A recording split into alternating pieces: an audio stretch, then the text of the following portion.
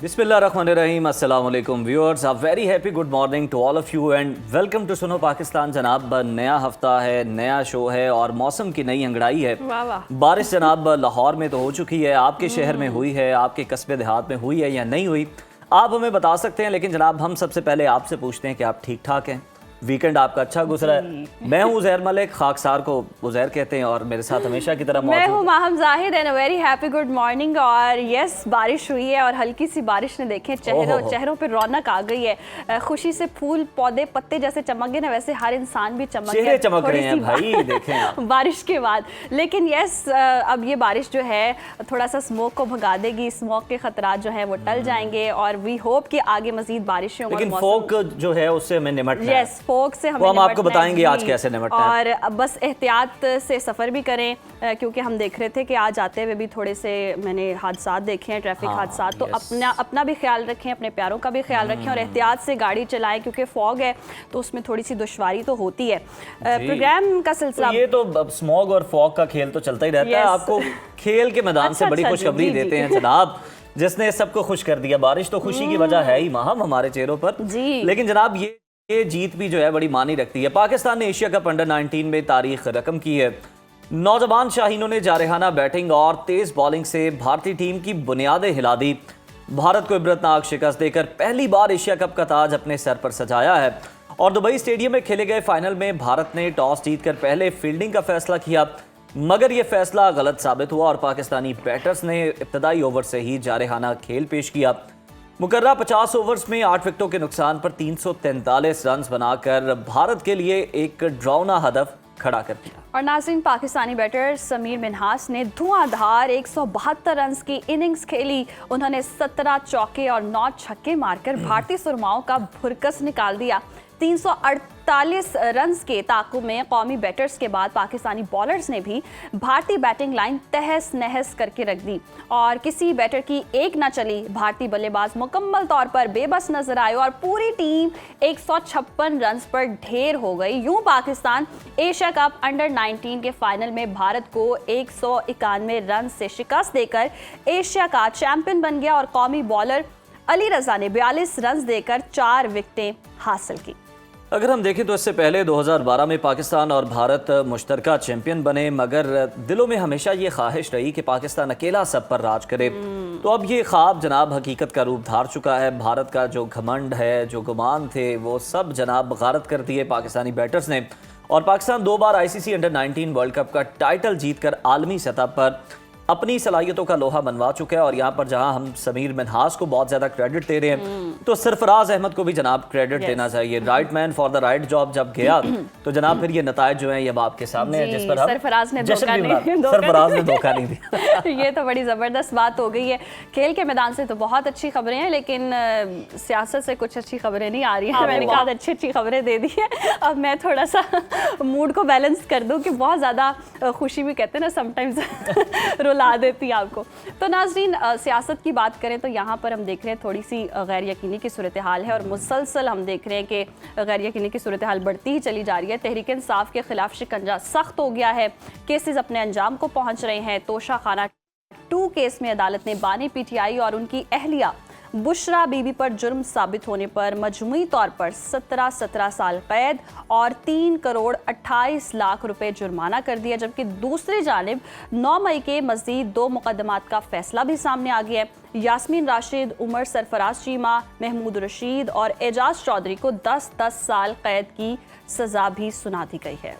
PTI के मुकदमों पर सेनेटर फैसल वावडा ये कहते हैं कि ये तो अभी इब्तदा है, आगे इंतहा है और क़यामत बाकी है। 9 मई के शवाहिद और गवाही का इंतज़ार करें, अल्लाह रहम करे। वो कहते हैं कि मैं तो कई साल से रोकता रह गया, लेकिन मेरी किसी ने सुनी नहीं, और सुनी भी तो अनसुनी कर दी, और इन सब ने उसको वहाँ पहुँचा दिया। यानी वो इमरान खान की बात कर रहे हैं और कह रहे हैं कि आगे भी पहुँचाएंगे जहाँ से कानूनी और दुनियावी तौर पर वापसी मुमकिन नहीं। ये तो फैसल वावडा साहब बड़ी सख्त बात कह गए। तहरीक इंसाफ ने खैर स्ट्रीट मूवमेंट की तैयारी जनाब शुरू कर दी और असद कैसर समेत मुतअद्दिद रहनुमाओं ने मुज़ाहमत का ऐसे में ऐलान किया और वाज़ेह किया कि उनके पास अब कोई ऑप्शन बाकी नहीं बचा है। और ताहम बैरिस्टर गौहर ने मुफाहमत या मज़ाहमत की जिम्मेदारी महमूद खान अचकज़ई और अलामा राजा नासिर की को देते हुए यकीन दहानी करवाई है कि तहरीक इंसाफ आपके पीछे खड़ी है। मुज़ाकरात करने हैं या मज़ाहमत, ये फ़ैसला आपने करना है। तहरीक तहफ़्फ़ुज़ आइन पाकिस्तान के सरबरा महमूद खान अचकज़ई ने मुफाहमत का रास्ता इख्तियार करते हुए हुकूमत को मुज़ाकरात की पेशकश कर दी है और वो कहते हैं कि आए जी एक दूसरे को माफ़ करें, हम मुआफ़ करते हैं, हम जमहूरी डायलॉग्स के लिए तैयार हैं, आए मिलकर पाकिस्तान को मुश्किलात से निकालते हैं। साथ ही महमूद खान अचकज़ई ने यह शर्त भी रखी है कि अगर मुज़ाकरात करना चाहते हैं तो बानी PTI से मुलाकात की इजाज़त दी जाए, जिस पर वफाकी वज़ीर इत्तलात अता तारड़ मैदान में आए।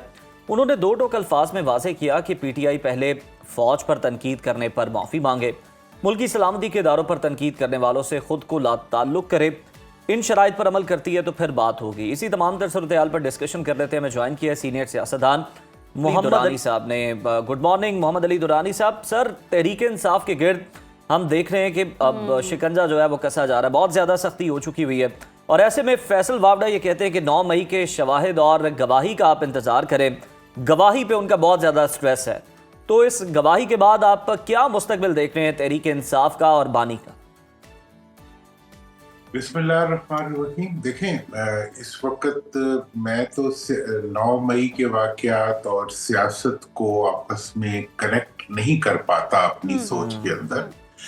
9 मई वाक़यात हैं वो तो एक क्रिमिनल एक्ट है, एक जुर्म है जिसने भी किया है और जिसके खिलाफ उसका एविडेंस हो उसको उसकी सज़ा मिलनी पड़ेगी, मिलनी चाहिए। और ये एक कौम का एक मतलब एक कौमी इशू है। दुनिया में हमने देखा है, अमेरिका में देखा है हमने, बरतानिया में, दुनिया के तमाम ममालिक में कि जब कोई जुर्म सरजद होता है तो उसकी सजा होती है, लेकिन उससे सियासत पे कोई असर पड़ना, ये इसके कोई कनेक्शन मुझे मेरी समझ में या मेरी तारीख के पर्सपेक्टिव में मेरे ज़हन में नहीं है। ये दो अलग अलग चीजें हैं। जो अगर जुर्म है तो उसकी सजा होनी चाहिए और जुर्म की सजा किसी रवैये या किसी इकदाम से खत्म नहीं होती। जुर्म की सजा सजा से खत्म होती है, तो या फिर वो मासूमियत से खत्म होती है। तो इसलिए इन दोनों को सियासत में अगर मिला दिया गया है तो ठीक है, हुकूमत तो ये कर रही है, लेकिन मैं इसका चीज को मतलब समझने से कासिर हूँ। बाकी जो ये सारी सूरत हाल के अंदर जो इस वक्त, कल भी हमारे पास एक ही रास्ता था। अभी जो सजाओं का मामला है, अब सजाएं तो न्यू नॉर्मल बन रही है कि मतलब बहुत सी सजाएं हो रही हैं और मजीद होती जाती हैं और एक सौ और 100, वो पंजाबी का एक मुहावरा देते 100 थे 71 100 वहाँ 101। तो वो तो अब मेरा नहीं ख्याल कि उसका कोई बहुत बड़ा इम्पैक्ट आ रहा है पॉलिटिकल पॉइंट ऑफ व्यू से। और दूसरी बात यह है कि इस वक्त जितने भी हुक्मरान हैं, जितने भी इस वक्त हुक्मरान अफराद हैं, सब जेलों में भी रहे हुए हैं और सब ने सजाएं भी ली हुई हैं और आज माशाल्लाह हुक्मरान भी हैं। ये तो एक सिलसिला जो है हमारी सियासत का एक मतलब मनफी बाब है जो चलता रहता है कि यहाँ पे जुर्म और ज्यादती या जो गलत इक़दाम है वो सजा का बात नहीं बनता। इक़्तिदार में होना और ना होना सजा के होने और ना होने का सही करता है। तो इस वक्त जो है मतलब मुख्तलिफ जैसे अदलिया को जो है वो इंसानिया के तहत कर लिया गया, तो अब हुकूमत जो चाहे वो कर रही है। हुकूमतें ऐसे ही करती रही हैं माजी में भी और अभी भी कर रही हैं, लेकिन मैं नहीं समझता कि इसका पब्लिक की ओपिनियन के ऊपर बहुत ज्यादा असर पड़ता है, क्योंकि पब्लिक डरा नहीं करती। पब्लिक ज़हन साजी अपनी कर ले अगर तो फिर वहीं खड़ी रहा करती। और हमने किसी को जिसे कहते हैं ना हुकूमती जबर से या हुकूमती सजाओं से, हमने किसी पॉलिटिकल एंटिटी को ख़त्म होते हुए नहीं देखा और हुकूमत में होने से किसी एंटिटी को बहुत पॉपुलर होते नहीं देखा। पॉपुलर तो आप हुकूमत को उसके इक़दामात बनाते हैं आवाम के लिए, उसकी जो पॉजिटिव पॉलिसीज़ होती हैं, मईशत की पॉलिसीज़ होती हैं, इंसाफ की, गवर्नेंस की पॉलिसीज़ जो होती हैं वो बनाती हैं। और इसी तरीके से जब ये नहीं होती तो हुकूमतें पॉपुलर नहीं होती। तो आज की दिन में तो दुरानी साहब इसी पॉपुलैरिटी के बिना पर अब तहरीक इंसाफ ने स्ट्रीट मूवमेंट की तैयारी शुरू कर दी है और इस हवाले से हम देख रहे हैं कि बड़ी तैयारी असद कैसर जो है वो मुतादिद रहनुमा जो है वो इस चीज़ की मज़ाहमत का ऐलान भी कर रहे हैं। तो क्या एहतजाज से तहरीक इंसाफ बानी पीटीआई को रिहा करवा पाएगी? देखिए, एहतजाज जो है अभी तक पीटीआई का एक ही इशू है कि उनका जो सियासत है या जो उनका सियासी जद्दोजहद का ट्रेनिंग है या जद्दोजहद का परसेप्शंस जो हैं वो उनके इतने क्लियर नहीं है। दूसरी तरफ उनके मुकाबले में हुकूमत है जो बहुत क्लियर है इस चीज़ के ऊपर कि उन्होंने किसी किस्म की सियासी रिकन्सिलिएशन नहीं करनी। हुकूमत किसी भी सूरत में अपोजिशन के साथ सियासी रिकन्सिलिएशन नहीं करना चाहती और उन्होंने एक एंकर डाल दिया है बीच में, एक वो लगा दिया है जिसे कहते हैं ना कि बेंचमार्क लगा दिया है, एक निशान लगा दिया है कि जनाब हमने जो है ये नहीं करनी रिकन्सिलिएशन और इसके लिए इस्तेमाल हमने मुल्की इदारों का करना है, उनकी इज्जत को करना है, उनके मामलात को करना है। तो ये एक ऐसा है जिसमें कि दोहरा नुकसान हमारा हो रहा है। हमारा मुल्क का एक तो जो सियासी टकराव है वो मुल्क के अंदर एक शिद्दत पैदा कर रहा है और एट द सेम टाइम जो रवैये हैं, हुकूमत का जो रवैया है वो इदारों को भी मुतनाज़िया बना रहे हैं। अवाम और इदारों के दरमियान फासला पैदा करना, अपोजिशन। बिल्कुल दुरानी साहब आप सही निशानदही कर रहे हैं कि अपने इक़्तिदार को दवाम बख्शने के लिए, अपने फ़ायदे के लिए फिर इदारों का भी ख्याल नहीं रखा जाता, उन्हें भी इस्तेमाल किया जाता है। मोहम्मद अली दुरानी साहब अगर हम देखें तो जो कोशिश हो रही है कि कोई मामलात को बेहतर किया जाए, तहरीके तहफ़्फ़ुज़ आईन पाकिस्तान जो है वो कोई मुफाहमत का रास्ता निकालना चाह रही है, डायलॉग के हवाले से कोशिश कर रही है, लेकिन हुकूमत ये कह रही है कि जनाब तहरीके इंसाफ जो है वो इन लोगों के कंधों पर रखकर बंदूक चला रही है। महमूद खान अचकज़ई फैसला करें कि मुज़ाहमत करनी है या मुफाहमत, ये हुकूमत का मौक़िफ़ है। तो क्या आपको लगता है कि महमूद खान अचकज़ई मुज़ाहमत के लिए कोई पीटीआई के साथ इस तरह से चलेंगे और जैसे हुकूमत के मुताबिक है कि क्या वो वाकई कंधा दे रहे हैं तहरीक इंसाफ को? देखिए, this is none of government's business कि जी महमूद खान साहब का कंधा यूज हो रहा है या ए का हो रहा है या बी का हो रहा है। मतलब ये तो अपोजिशन में बैठे हुए लोग हैं, वो एक दूसरे के साथ ताउन भी अगर वो ताउन कर ही रहे हैं तो ये तो एक मुस्बत चीज़ है। और अगर वो ये समझते हैं कि जी पीटीआई के रवैये में शिद्दत है तो ये तो पुराने उनके अलाए रह चुके हुए हैं, इनके बारे में तो वो जानते भी हैं। अभी मियां नवाज शरीफ साहब ने उनके बलूचिस्तान में महमूद खान साहब को और उनके भाई को गवर्नर बनाया था, उनका एक पुराना ताल्लुक भी है। तो लिहाजा इस लिहाज से हुकूमत को तो इसमें कंफर्टेबल होना चाहिए। लेकिन मैं ये बता रहा हूँ ना कि हुकूमत किसी तरह से भी किसी पॉजिटिव डेवलपमेंट की तरफ जाने का इंटेंट नहीं रखती। इस वजह से वो कहते हैं आटा गूंथती हिलती क्यों। तो मतलब ये है कि ये वाली तुम्हारा तो इससे कोई मतलब नहीं कि किस कौन कर रहा है भाई, वो तो चलो मुफाहमत की बात कर रहे हैं तो अच्छी बात। चले आपने पीटीआई पे इल्जाम लगा दिया कि जी वो इदारे ये करते हैं तो इनका तो कोई शिकायत नहीं है, तो चलो इनसे ही बातचीत। तो बातचीत करने में हुकूमत का निनामे का उनको घाटा नजर। उन्हें पता है कि अगर वो बातचीत शुरू करेंगे तो फिर उनका जो अख्तियार है वही खत्म हो जाएगा या वो कमजोर हो जाएगा या उसके बारे में जो जितनी। लेकिन दुरानी साहब अगर इम्कानात भी देखें और जिस तरह की सिचुएशन हम देख रहे हैं, महमूद खान अचकज़ई ने सियासी क़यादत खुसूसन नवाज शरीफ और फजलुर रहमान और दीगर को मुखातिब करते हुए कहा है कि आए मिलकर हम एक दूसरे को मुआफ़ करें और मुल्क को आगे लेकर चलें। तो क्या आइंदा दिनों में सीनियर सियासतदान नवाज शरीफ या मौलाना सियासी मुफाहमत के लिए कोई किरदार अदा करते हुए नजर आ सकते हैं? जी मेरी तो नज़र में ये बात मतलब पहले दिन से ही मैं तो इसी चीज़ का कायल हूँ कि इस वक्त जो क़यादत है उसको मफाहमत का रोल अदा करना चाहिए।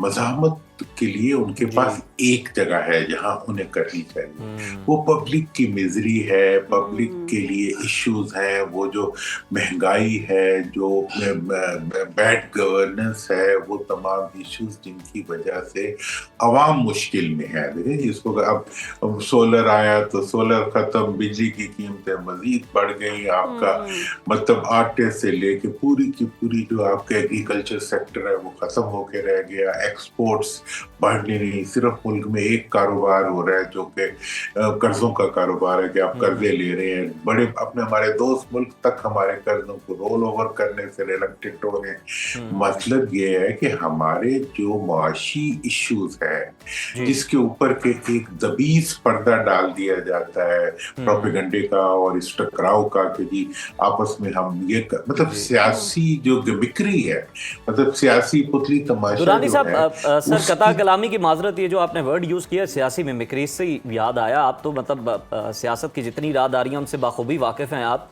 कोने खदरों से भी। सर ये बताइएगा कि ये जो फवाद चौधरी साहब एक्टिव हुए हैं, महमूद मौलवी साहब एक्टिव हुए हैं और भी शख्सियात हैं जो जा रहे हैं कोट लखपत में मुलाकातें कर रहे हैं, वाकई सारे स्टेक होल्डर्स की मर्जी और मंशा इसमें शामिल है? ये वाकई कोई बातचीत हो रही है संजीदा या फिर अटेंशन डाइवर्ट की जा रही है?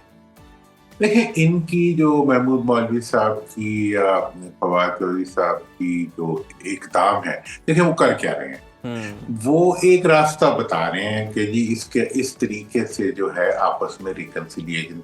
कुछ लोग कहते हैं जी खान साहब का तो बड़ी, ये मैं एक स्ट्रेट बता दूं कि रिकंसिलिएशन उस वक्त होगी जब बातचीत और मामलात जो हैं वो खान साहब के साथ डिस्कस होंगे, जब वो खुद डायलॉग का हिस्सा बनेंगे, उसी वक्त जो मुल्क के इश्यूज हैं वो रिजॉल्व होंगे। लेकिन हर आदमी जो है, क्या पहले दिन आप मंजिल पे पहुंच जाया करते हैं? सियासी अमल तो एक प्रोसेस होता है।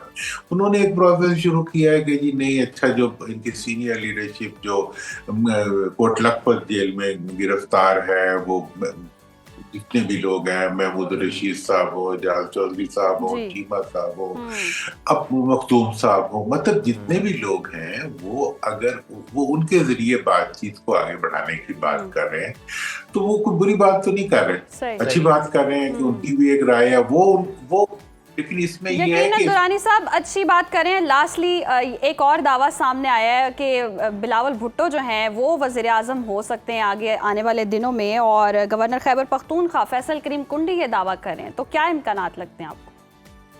देखिए जी, दावा करने में क्या हर्ज है? पाकिस्तान में तो मतलब हर बच्चा जो पैदा होता है वो वज़ीर आज़म ही बनना चाहता है, और फिर हमारे यहाँ तो जो मरूसियत का मामला है कि मतलब हमने दो खानदानों को पिछले 50 साल से जो है मुल्क ठेके पे दिया हुआ है, 70% कर्जे भी उन्होंने लिए, आवाम की मिजरी के भी वही जिम्मेदार हैं और मासूम भी वही हैं। तो चले अब मतलब KPK में बैठ के वो मतलब वज़ीर आज़म से नीचे तो कोई है नहीं, ठीक है जी, हर एक ने वज़ीर आज़म ही बनना है। बच्चा जो पैदा होता है वो वज़ीर आज़म बनने के लिए पैदा होता है। तो अब ये तो हमारी एक किस्मत है, ये नहीं कहीं पता चलता कि इस वक्त कराची में बच्चे की पर्चियां जो आ रही हैं वो कौन, ये नहीं पता लगता कि सिंध की मईशत और बल्कि पाकिस्तान की मईशत को जो नुकसान जो है वो पीपल्स पार्टी का बनाया हुआ निज़ाम को जा रहे हैं, उसका क्या बने। ऐसे ही है।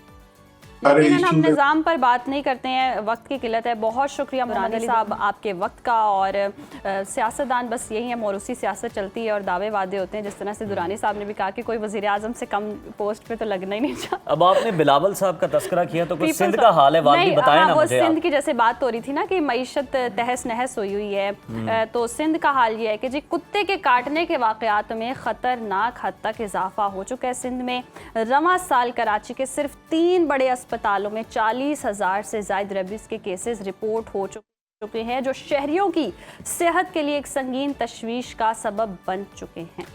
रिपोर्ट्स के मुताबिक जनवरी से अब तक जिना अस्पताल में 16,000, इंडस अस्पताल में 13,000 और सिविल अस्पताल में 12,000 केसेस सामने आए। और इसके अलावा सूबे में इस साल 22 अफराद रेबीज़ के बायस जान से हाथ धो बैठे।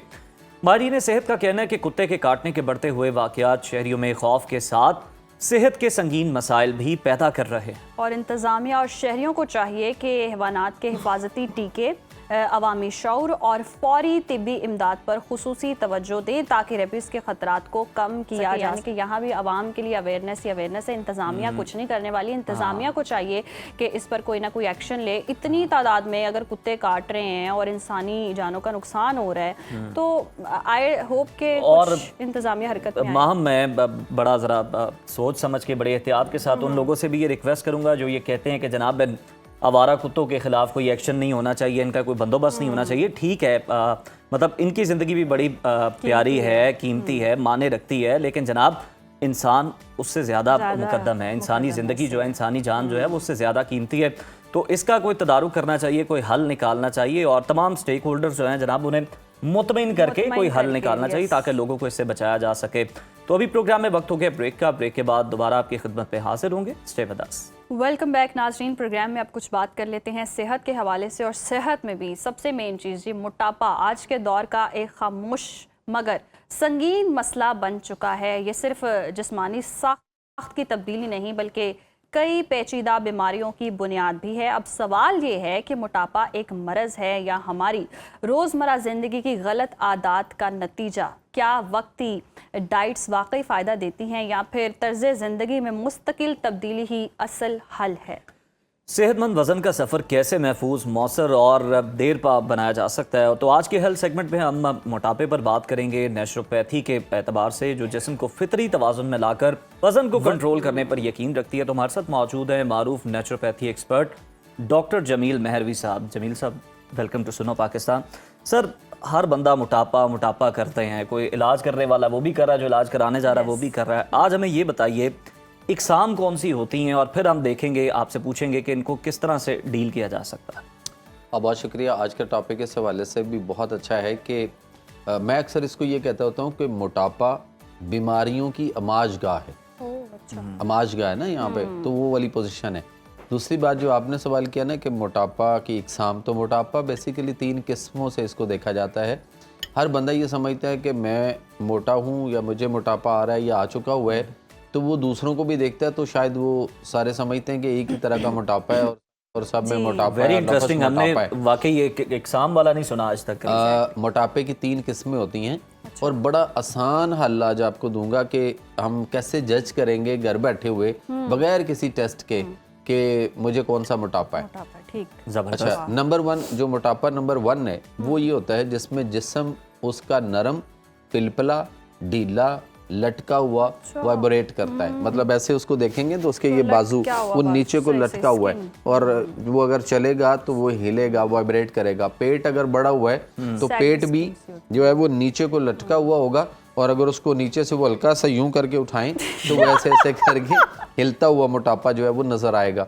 इसी तरह उनके मतलब जहां भी मोटापा है वो लटका हुआ होगा, नरम, पिलपला, ढीला और इसमें जो है वो पानी ज़्यादा बॉडी के अंदर होगा और उसके बाद हमारी जो रतूबात हैं वो ज़्यादा होंगी। इस तरह के मसाइल जो है ना वो आएंगे। चर्बी भी लटकती है, इस तरह का होगा। तो ये मोटापा नंबर 1 है।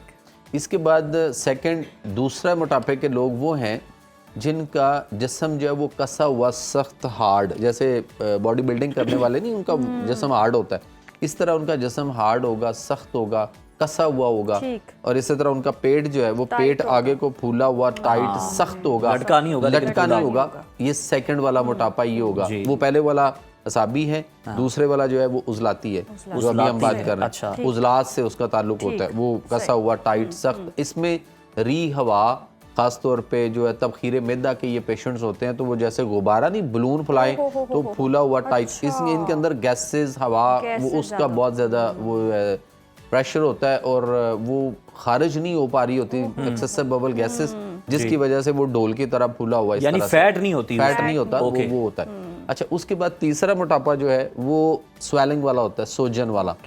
सोजन वाला मोटापा जो है ये आप जिस्म पे कहीं भी जिस जगह पे भी मोटापा नजर आएगा आप वहां पे ऐसे करके उसको दबाएंगे। अच्छा। तो जब छोड़ेंगे तो एक गड़ा पड़ेगा, एक गड़ा पड़ेगा और उसके बाद वो वापस अपनी सरफेस के ऊपर आने के लिए थोड़ा सा टाइम लेगा।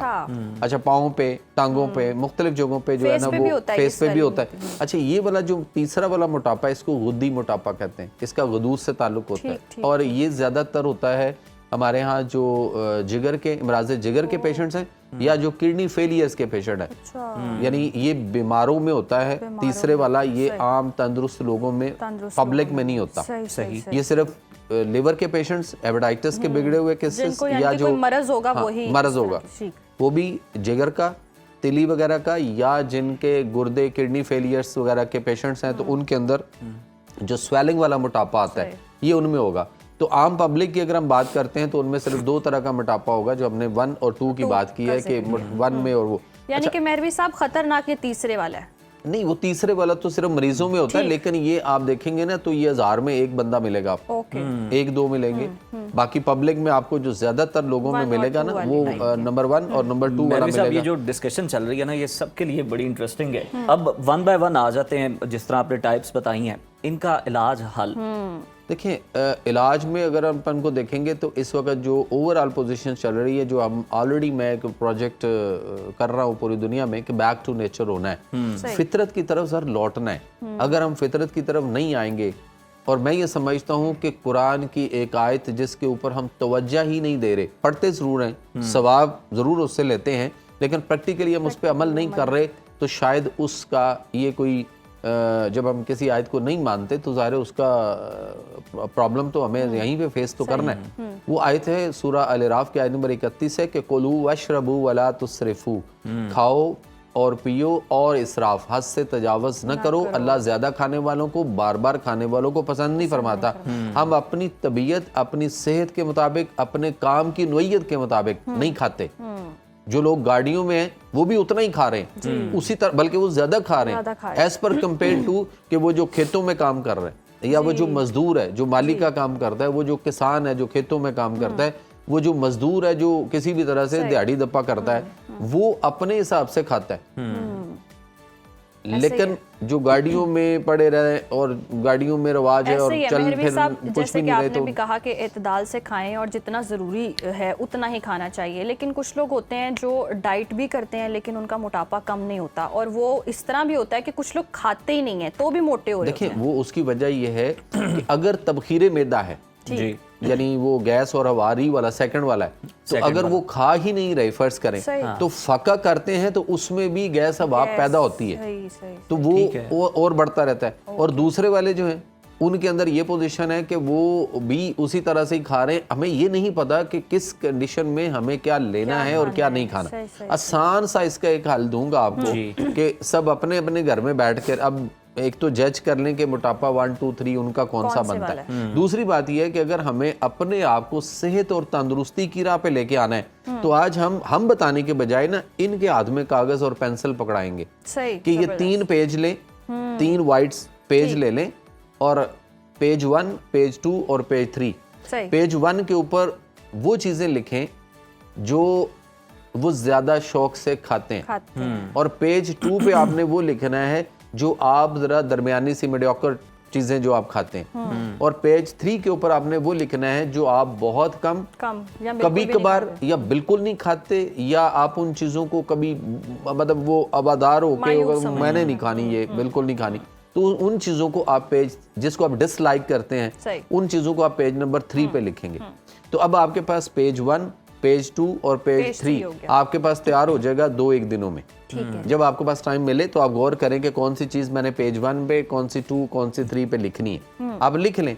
फिर करना क्या है कि आप उसको पेज 1 को कटिंग करके ऊपर से पेज 3 कर दें और पेज 3 को गुड़ लगा के पेज 1 पे ले आए, तो आपका ऑटोमेटिकली जो सिस्टम है वो चेंज हो जाएगा। जैसे ही वो चेंज होगा आप इम्प्रूव करेंगे, बनिस्बत इसके कि अगर हम ये समझते हैं कि कुछ लोग ये जो डाइटिंग करने वाले लोग हैं ये अपने साथ खुद ज्यादती कर रहे हैं डाइटिंग करके, इसलिए कि वो डाइटिंग तो कर रहे हैं लेकिन उन्हें ये नहीं पता कि हमें क्या खाना है और क्या नहीं खाना, और दूसरा वो बहुत कम खाते हैं जी, या वो फाका करते हैं। उससे बेहतर है कि रोजा रखो, सेहत याब हो जाओगे, ये मेरे और आपके नबी सल्लल्लाहु अलैहि वसल्लम की हदीस है, तो उसके मुताबिक या तो फिर रोजा रखा जाए ना, प्रॉपर फास्टिंग की जाए, तो वो अच्छी है एज पर कंपेयर टू कि हम डाइटिंग कर रहे हैं तो हम बहुत थोड़ा कुछ ना कुछ लिक्विड मुख्तलिफ चीजें जो है ना वो लोग लेते हैं। सर मैं यही कहूँगा you hit the nail on the head, बड़ी दुरुस्त आपने निशानदेही की। ये जो दूसरी टाइप है, ये जो जिम वाली है, इसकी क्या वजह कि इनका पेट फूला होता है? क्या इनकी कोई ब्रीदिंग पैटर्न में कोई इशू होता है, एक्सरसाइज करते ट्रेनिंग करते, या फिर क्यों है कि वाकई ये इस तरह से देखने में आता है कि हवा भरी हुई है बहुत ज़्यादा? उनमें ये होता है कि ये देखे ना, ये समोसे पकोड़े, ये दही बल्ले, ये फ्रूट चाट, ये सारा जंक फूड, ये फ्रोजन फूड इंक्लूडिंग चाय भी आपके एक्सेसिबल गैसेस और तेजाबियत और एसिडिटी पैदा करती है जी। जैसे ही वो एसिडिटी पैदा करती है तो आपके जिस्म में हवा बनेगी। देखिए ना, उसके बाद कुछ लोग हैं उनका वो चाय पी के उनका पेट बड़ा हुआ है, आगे को कसा हुआ है। चाय वाले मरीज जितने आपको मिलेंगे मैक्सिमम उनके जो पेट बड़े हुए हैं, रंग उनका जो है वो स्याही माइल कलर से पता चलता है, तो वो उसको छोड़ना ही नहीं चाह रहे, वो निकोटीन के आदी हो चुके हुए। जब वो उसको छोड़ेंगे, जीरा पुदीना के कावे पे आ जाए ना, या अजवाइन और पुदीना का कावा ले लें, हर्बल टी उसको बना के दे लें। चिल्ला भी बता दें कितनी देर का, मतलब कैफीन के आदी हो गए, नींद आती है, फील करते हैं, चाहे साइकोलॉजिकली आप कह लें, तो कितने दिन बाद वो बिल्कुल जो है सर फील नहीं करेंगे? सर 2 हफ्ते अगर ये प्रॉपरली चाय छोड़ें और अदरक जीरा और पुदीना के कावे पे आ जाएं, तो 15 दिन के बाद इनकी निकोटीन वाला इशू जो है वो, चूंकि इधर अदरक जीरा और पुदीना का कावा ले रहे होंगे, तो वो इनकी पोजीशन जो है ना वो बेहतरी की तरफ रहेगी। हाँ जी, वो खत्म हो जाएगी और ये इम्प्रूव करेंगे। और उसके बाद चाय से हमेशा अच्छा, फिर जब ये 15 दिन छोड़ चुके होंगे ना, तो उस वक्त तक इनको पता चलेगा कि वाकई ही ये पीते रहने से हमारे लिए प्रॉब्लम क्या क्या है और वो कितनी हमने इम्प्रूव करनी है ना, उस पॉइंट से। मेहरवी साहब, ये तो हो गया कि उन्होंने सारे नुस्खे बता दिए, और ये हर्बल टी आप पिए और 15 दिन बस आप समझ लें कि आपने 3 सफ़े जनाब निकाल लें, और 3 सफ़े निकाल लें। यस, और गलत ये नहीं करना कि आपने जो लाइक करने वाली हो वो तीसरे पेज पे लिख दे, ऐसा कोई फ्रॉड नहीं करना। सही, अगर आपको लगता है ना कि पसंद को छोड़ के देखें सेहत के लिए क्या अच्छा है, अफादियत किसकी है। और बाकी अगर आप पतले होना चाहते हैं, जिनके अंदर ये विल पावर होती है ना, वैसे वो पतले हो भी जाते हैं, तो जो माहम जैसा होना चाहते हैं नहीं मेरे जैसा नहीं। यहाँ वक्त है ब्रेक का, देखते रहिए Suno Pakistan. Welcome back viewers. इंसान हमेशा से ही ये जानने की कोशिश भी करता है, ख्वाहिश भी रखता है कि आने वाला वक्त कैसा होगा, हालात हक में होंगे या फिर ज़िंदगी कोई नया मोड़ लेगी। ये बात अपनी जगह, मगर गैब का मुकम्मल इल्म सिर्फ अल्लाह ताला की ज़ात के पास है और वही तकदीरों का मालिक है, और आने वाला हर लम्हा उसी के इल्म है। बेशक बेशक। और लेकिन फिर भी इंसान है हम, और हम जानना चाहते हैं कि जी हमारा आने वाला वक्त कैसा होगा, और ये क्यूरियोसिटी होती है। और अब तो साल भी बदलने वाला है, तो और ज़्यादा क्यूरियोसिटी है। साल बदल रहा है, हाल भी बदल रहा है। हाल नहीं बदल रहा हाल वही का वही है, साल बदले जा अभी भी हाल बेहाल है। हाल बेहाल है या क्या हो सकता है, ये तो आने वाला वक्त ही बताएगा। और ये बता सकते हैं तो हमारे पास जी इस वक्त स्टूडियोज़ में मौजूद हैं tarot card reader Daud Ahmed Daud साहब, जो मुस्तकबिल के बारे में बताएंगे कि मुस्तकिल क्या चल रहा है। तो अस्सलाम वालेकुम दाऊद साहब, कैसे हैं आप? जी वालेकुम सलाम, आपका शुक्रिया। सर एरीज से स्टार्ट करते हैं, मुस्तकिल पता नहीं कोई रहता है नहीं रहता, एरीज से स्टार्ट करते हैं। एरीज बुर्ज हमल क्या होने जा रहा है, स्टोरी ऑफ द वीक की बात करें तो एरीज वालों के इस वीक में बहुत ज़बरदस्त अपॉर्चुनिटीज़ मिल रही हैं। कामों में एक चेंज आ रहा है, गुस्सा कंट्रोल करना है, डिटर्मिनेशन काफ़ी हाई है। और जनाब सन की एनर्जी बिलाशुबा 2026 के आगाज़ से ही आपको पहले से ही अंदाज़ा हो जाएगा कि अब अपनी चीज़ों को कैसे बेहतरीन करना है। जॉब और बिजनेस की बात करें तो इस वीक में आप कोई डिसीजन लेंगे, ये डिसीजन आपके हक में बेहतरीन हो सकता है। मोहब्बत की बात करें तो मोहब्बत में एक बड़ा अच्छा पैगाम आपको मिलेगा इस वीक में। और जनाब यहाँ पे बात करें एजुकेशन की बहुत पॉजिटिव एनर्जी है, तलबा तालबात की। और हेल्थ इस वीक में आपकी कैसी रहेगी, तो ज़्यादा कामों की वजह से डिप्रेशन हो सकता है। सेहत से मुतल्लिका यहाँ पे आप बोझ कम बल्कि अपनी आराम को भी वक्त दीजिएगा। ट्रैवलिंग करनी चाहिए कि नहीं, 50-50 ट्रैवलिंग कर सकते हैं। और ला हौला वाला कुव्वता इल्ला बिल्लाह की एनर्जी इस वीक में आपके लिए पढ़ने के लिए है। और मून एनर्जी आपको मैसेज दे रही है जनाब इस वीक में अपने खौफ को ख़त्म करें, आगे बढ़ें, हिम्मत करें, हौसला करें। टॉरस बुरसौर इस वीक की स्टोरी ऑफ द वीक क्या होने जा रही है।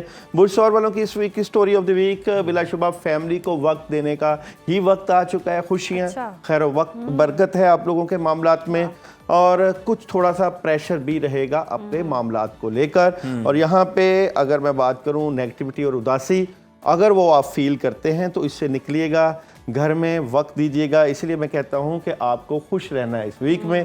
बात करूँ आप लोगों के जॉब और बिजनेस की, तो जॉब और बिजनेस में पुराने काम चलेंगे। अपने घर में बुजुर्गों के मशवरे से कामों में हाथ डालिएगा, पॉजिटिव एनर्जी नज़र आती है। और जनाब मैरिज और रिलेशन की बात करूं तो मैरिज और रिलेशन में चेंज है। ऐसी कोई बात ना कीजिएगा जिससे आपका सोलमेट आपसे नाराज़ हो जाए, एहतियात रखिएगा। एजुकेशन की बात करूं तो बेहतरीन है तलबा तलबात की एजुकेशन। हेल्थ ज़बरदस्त है, वॉक वगैरह कर रहे हैं, खाना पीना बहुत अच्छा है। ट्रैवल आप कर रहे हैं। और पढ़ने के लिए या जल जलाली वाले कराम 100 टाइम रोज़ाना। और मून एनर्जी इस वीक में बुर्ज सौर वालों को मैसेज दे रही है जनाब ये वक्त है शिफा का, चीज़ें बेहतरी की तरफ जा रही हैं। बुर्जोजा जेमिनाई जमनाए बुर्जोजा इस वीक की स्टोरी ऑफ द वीक क्या होने जा रही है? द वर्ल्ड की एनर्जी है, कामों में बहुत ज़बरदस्त किस्म का बूस्ट लगता हुआ नजर आ रहा है। यहाँ पे कामयाबी भी मिलेगी, हासदीन बैठे हुए हैं लेकिन कर कुछ नहीं सकेंगे। और जनाब बात करें यहाँ पे आपको खुशियाँ, कामयाबियाँ और खैर बरकत। ये वीक एक पॉजिटिव चेंज है जौजा वालों के लिए। जॉब और बिजनेस की बात करूँ बहुत अच्छी एनर्जी है, कामों में बहुत ज़बरदस्त बूस्ट आएगा। मोहब्बत की बात करूँ तो मोहब्बत में आप अपने सोलमेट से, अपने जिससे महबूब से मोहब्बत करते हैं, एनर्जी महसूस करेंगे, अच्छी और पॉजिटिव एनर्जी। और एजुकेशन तलबा तलबात की बहुत अच्छी एनर्जी है। हेल्थ सुस्ती और काहली थोड़ी सी रहेगी। ट्रैवल करना चाहिए कि नहीं, कर सकते हैं, कोई मजहबी सफ़र पेश आ सकता है। और लाहौल वाला कुव्वत इल्ला बिल्ला का वेर्द आपके लिए ज़बरदस्त। और मून एनर्जी आपको इस वीक में क्या मैसेज दे रही है? तो जनाब सूरत हाल को प्यार से डील करिए, प्यार से डील करें। सही। कैंसरियन के लिए वीक कैंसर क्या होने जा रहा है जनाब बुर्ज सरतान वालों के साथ? तो कैंसर वालों की इस वीक की story of the week, clarity मिल जाएगी आपको अपने मामलात से मुतल्लिका।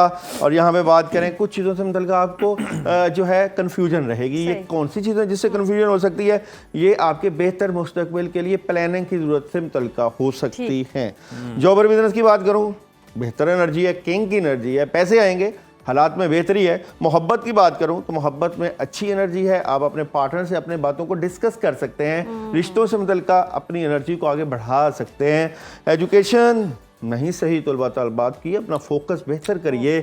और जनाब हेल्थ बेहतरीन है, अलबत्ता गुस्सा आपकी सेहत को डिस्टर्ब कर रहा है, पानी का ज़्यादा इस्तेमाल रखिएगा। ट्रैवल आप ज़रूर करेंगे। और पढ़ने के लिए आप आयत करीमा ला इलाहा इल्ला अंता सुब्हानका इन्नी कुन्तु मिनज़ ज़ालिमीन 41 टाइम। और मून एनर्जी का मैसेज आप लोगों के लिए, जज्बात बहुत ज़्यादा बढ़ रहे हैं, इमोशंस आर हाई। बुर्ज असद लियो बुर्ज असद वालों के साथ क्या होने जा रहा है इस वीक में? तो स्टोरी ऑफ द वीक बहुत पॉजिटिव एनर्जी आप फील करेंगे इस वीक में लियो वाले। और यहाँ पे कुछ नेगेटिविटी जो आपके इर्द गिर्द है उसको आपको ख़त्म करने के लिए इक़दाम ज़रूर करने चाहिए। और खबरें इस तरह की आपको फील होंगी, यानी कि ये खबरों का वीक है, लोगों की बातों में कान नहीं धरने वरना प्रॉब्लम भी हो सकती है। जॉब और बिजनेस की बात करें तो एहतियात रखिएगा, काफ़ी नेगेटिविटी निकलेगी वहाँ जहाँ से काम ख़राब हो रहे हैं, पता चलेगा। मोहब्बत में ऑप्शंस आएंगी, अच्छी एनर्जी है। एजुकेशन में प्रॉब्लम, डबल माइंडेड तलबा तलबात क्यों हैं उसके बारे में सोचें। हेल्थ की एनर्जी बेहतरीन है। ट्रैवल आप लोग इस वीक में ज़रूर कर सकते हैं। और पढ़ने के लिए सूरह इखलास का वेद 41 टाइम। और मून एनर्जी का मैसेज है आप लोगों के लिए इस वीक में, आप और आपके अजीज़ महफूज हैं। वाह ज़बरदस्त। विर्गो बुर्ज सुमला विर्गो वालों की इस वीक की स्टोरी ऑफ द वीक क्या होने जा रही है? बिलाशुबा आप प्लानिंग कर रहे हैं, इमोशंस और आने वाले वक्त की प्लानिंग, मुदब्बराना मुफक्कराना सोच के साथ आप रहेंगे इस वीक में। हाँ, ओवर थिंकिंग से बिल्कुल बचें। प्लानिंग आप करने कामों की करें, लेकिन ये ना हो कि वक्त का ज़िया कर दें। और जनाब options end of the week में बहुत ज़बरदस्त आपकी रहेंगी। जॉब और बिजनेस की बात करें तो जॉब और बिजनेस में एक नया आगाज आप फील करेंगे, अच्छी एनर्जी है। मोहब्बत की बात करें तो मोहब्बत में अपने पेरेंट्स के फैसलों को अहमियत दें, अच्छी एनर्जी रहेगी। और जनाब एजुकेशन की बात करें तो बैलेंस रहेगा तलबा तलबात की एजुकेशन का। हेल्थ की एनर्जी सही नहीं है, आप अपनी सेहत का ख्याल रखिएगा। और जनाब ट्रैवलिंग 50-50। और पढ़ने के लिए सूरह नास का विर्द और मून एनर्जी का मैसेज है आप लोगों के लिए, विर्गो वालों के लिए इस वीक में। वो है जनाब अपने लिए भी वक्त निकालें, इत्मीनान रखें, रिलैक्स करें। बुर्ज मिजान में पलड़े का झुकाव किस तरफ है? लिब्रा क्या होने जा रहा है बुर्ज मिजान वालों का? तो बुर्ज मिजान क्या करने जा रही है? तो जनाब ये तो आपका मोहब्बत का कार्ड है मेरी जान। और फैमिली, मोहब्बत, ऑप्शंस इस वीक में रहेंगे। चेंज, आप इस वीक में एक अपनी ज़िंदगी से मुतल्लिका पॉजिटिव चेंज देखेंगे। ये चेंज आपको बड़े अरसे से इंतज़ार था, बिलाशुबा यहाँ पे कामों में मसरूफ़ नज़र आते हैं। मैं समझता हूँ कि लिब्रा वालों की बहुत अच्छी एनर्जी है इस वीक में। जॉब और बिजनेस ख्वाहिशें पूरी होंगी, आप देख रहे हैं, आप खुशहाल हैं, पैसा आएगा। और वाइट कलर का इस्तेमाल रखिएगा, फ्राइडे मीठे का सदका रखिएगा। और मैरिज रिलेशन में अच्छी एनर्जी है, और एजुकेशन ज़बरदस्त है, ट्रैवल कर सकते हैं। और जनाब पढ़ने के लिए या हय्यु या क़य्यूम का विर्द। और मून एनर्जी का मैसेज है बुर्ज मेज़ान वालों के लिए इस वीक में। तो जनाब मैसेज है, बातचीत करना अहम है, कम्युनिकेशन जरूर रखिएगा। सही। स्कॉर्पियो, स्कॉर्पियो बुर्ज अकरब, क्या होने जा रहा है स्कॉर्पियो वालों के साथ? 3 कार्ड की एनर्जी। अच्छा जी, आपने गुजरे हुए वक्त और माजी से बाहर निकलना है, आगे बढ़ना है। और यहाँ पे बात करें, आप लोगों का डिटर्मिनेशन हाई है, जज्बात काफ़ी ज़्यादा, कुछ करना चाह रहे हैं इस वीक में, लेकिन ओवर थिंकिंग से बचना है, नींद पूरी करनी है, किसी चीज़ को अपने सर पे सवार नहीं करना, नेगेटिव किसी भी चीज़ को। और जॉब और बिजनेस, प्रेशर, निकलें प्रेशर, बड़े फैसले ना करें, इंतज़ार करें। मोहब्बत की बात करें तो अभी थोड़ा सा वेट करें, क्योंकि मोहब्बत में भी वो एनर्जी नहीं है जो आप चाहते हैं। एजुकेशन बेहतरीन है, ट्रैवल आप कर सकते हैं। और सेहत की एनर्जी भी नेगेटिव है, नजरे बद का शिकार हैं। पढ़ने के लिए आपको सूरा फल्क का विर्द करना 21 टाइम ज़बरदस्त पानी पे दम करके पीजिएगा। और मून एनर्जी आपको मैसेज दे रही है जनाब, जीत के नताइज हो सकते हैं। अगर आप सजिटेरियस वालों की इस वीक की story of the week, change, death card. ये चेंज क्या पॉजिटिव है या नेगेटिव? फिर आपको अच्छी खबरें, पॉजिटिव खबरें मिलेंगी। और जनाब यहाँ पे हम बात करें, आपकी डिटर्मिनेशन, आपके विजन, आपकी रूहानियत, स्पिरिचुअलिटी इस वीक में पीक पर होगी। जॉब और बिजनेस की बात करें तो जज्बाती नजर आते हैं, अपने कामों में बड़े क्विक फैसले लेंगे। मोहब्बत की बात करें तो लवर का कार्ड है, मोहब्बत मिलेगी। एजुकेशन ज़बरदस्त है। ट्रैवल की एनर्जी अगर बात करेंगे आप। और जनाब हेल्थ की बात करें तो बेहतरीन सेहत है। और पढ़ने के लिए फ़ाबिय्या रब्बी को मत बयान का विर्द रखिएगा 21 टाइम। और मून एनर्जी आपको मैसेज दे रही है जनाब, एक ज़ाती मसला हल हो रहा है इस वीक में।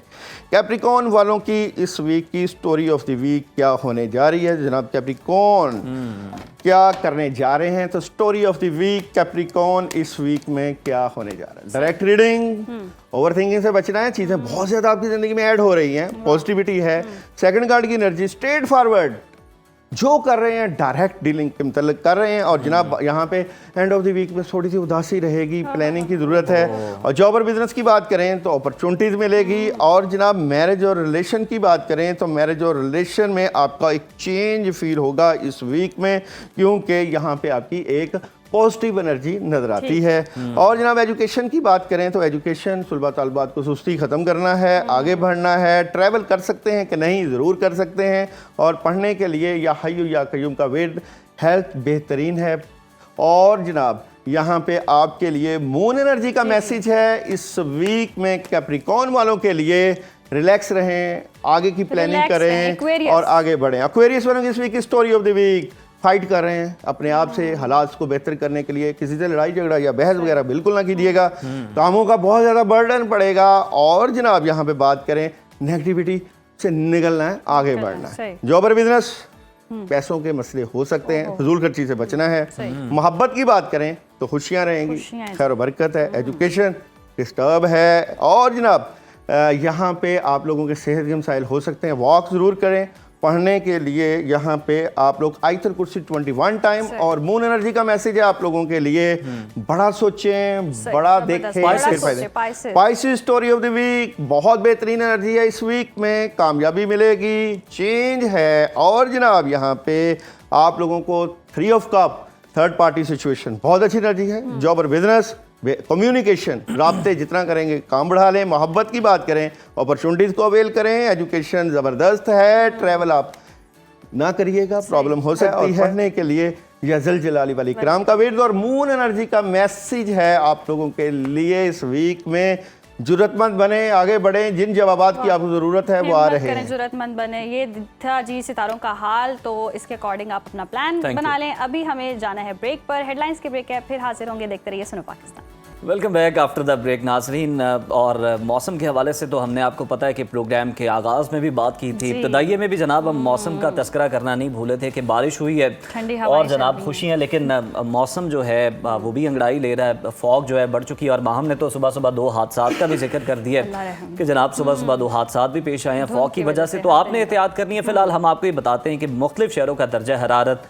क्या रहेगा, हम आपको विजुअली ये समझाते भी हैं। तो ओवर टू यू माहम। आइए चलते हैं और देखते हैं कि आज मौसम कैसा रहेगा।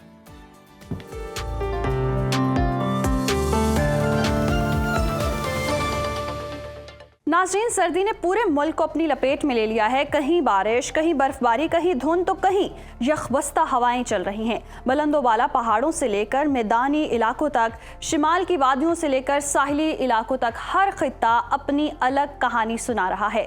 मुख्तलिफ शहरों में मौसम की क्या सूरत हाल है, आइए जानते हैं। और हमेशा की तरह सबसे पहले बात करेंगे बुलंदोबाला पहाड़ों की सरजमीन गिलगित बल्तिस्तान की, जहाँ बारिश और बर्फबारी का सिलसिला जारी है और खून जमा देने वाली सर्दी का राज बरकरार है। गिलगित के दर्जा हरारत की अगर हम बात करें तो यहाँ पर ज़्यादा से ज़्यादा दर्जा हरारत है 7 और कम से कम -3 डिग्री तक गिरने की तवक्को है। और कलों के बादशाह स्कर्दू का रुख कर लेते हैं। स्कर्दू में हम देख रहे हैं यहाँ पर ज़्यादा से ज़्यादा टेम्परेचर है 6 और कम से कम -5 डिग्री तक गिरने की तवक्को है। महकमा मौसमियात के मुताबिक आइंदा 24 घंटों के दौरान गिलगित बल्तिस्तान में बारिश और पहाड़ों पर बर्फबारी का इम्कान है। सयाहों की जन्नत आज़ाद कश्मीर का रुख करते हैं, जहां बारिश और बर्फबारी से सर्दी की शिद्दत में मज़ीद इजाफा हो गया है। दारुल हुकूमत मुजफ्फराबाद की बात करें तो यहाँ पर ज़्यादा से ज़्यादा दर्जा हरारत है 15 और कम से कम 6 डिग्री रहने का इम्कान है, जबकि श्रीनगर में ज़्यादा से ज़्यादा पारा है 8 और कम से कम 1 डिग्री रहने का इम्कान है। मौसम का हाल बताने वालों ने आइंदा 24 घंटों के दौरान वादी भर में बारिश और पहाड़ों पर बर्फबारी की पेशगोई की है।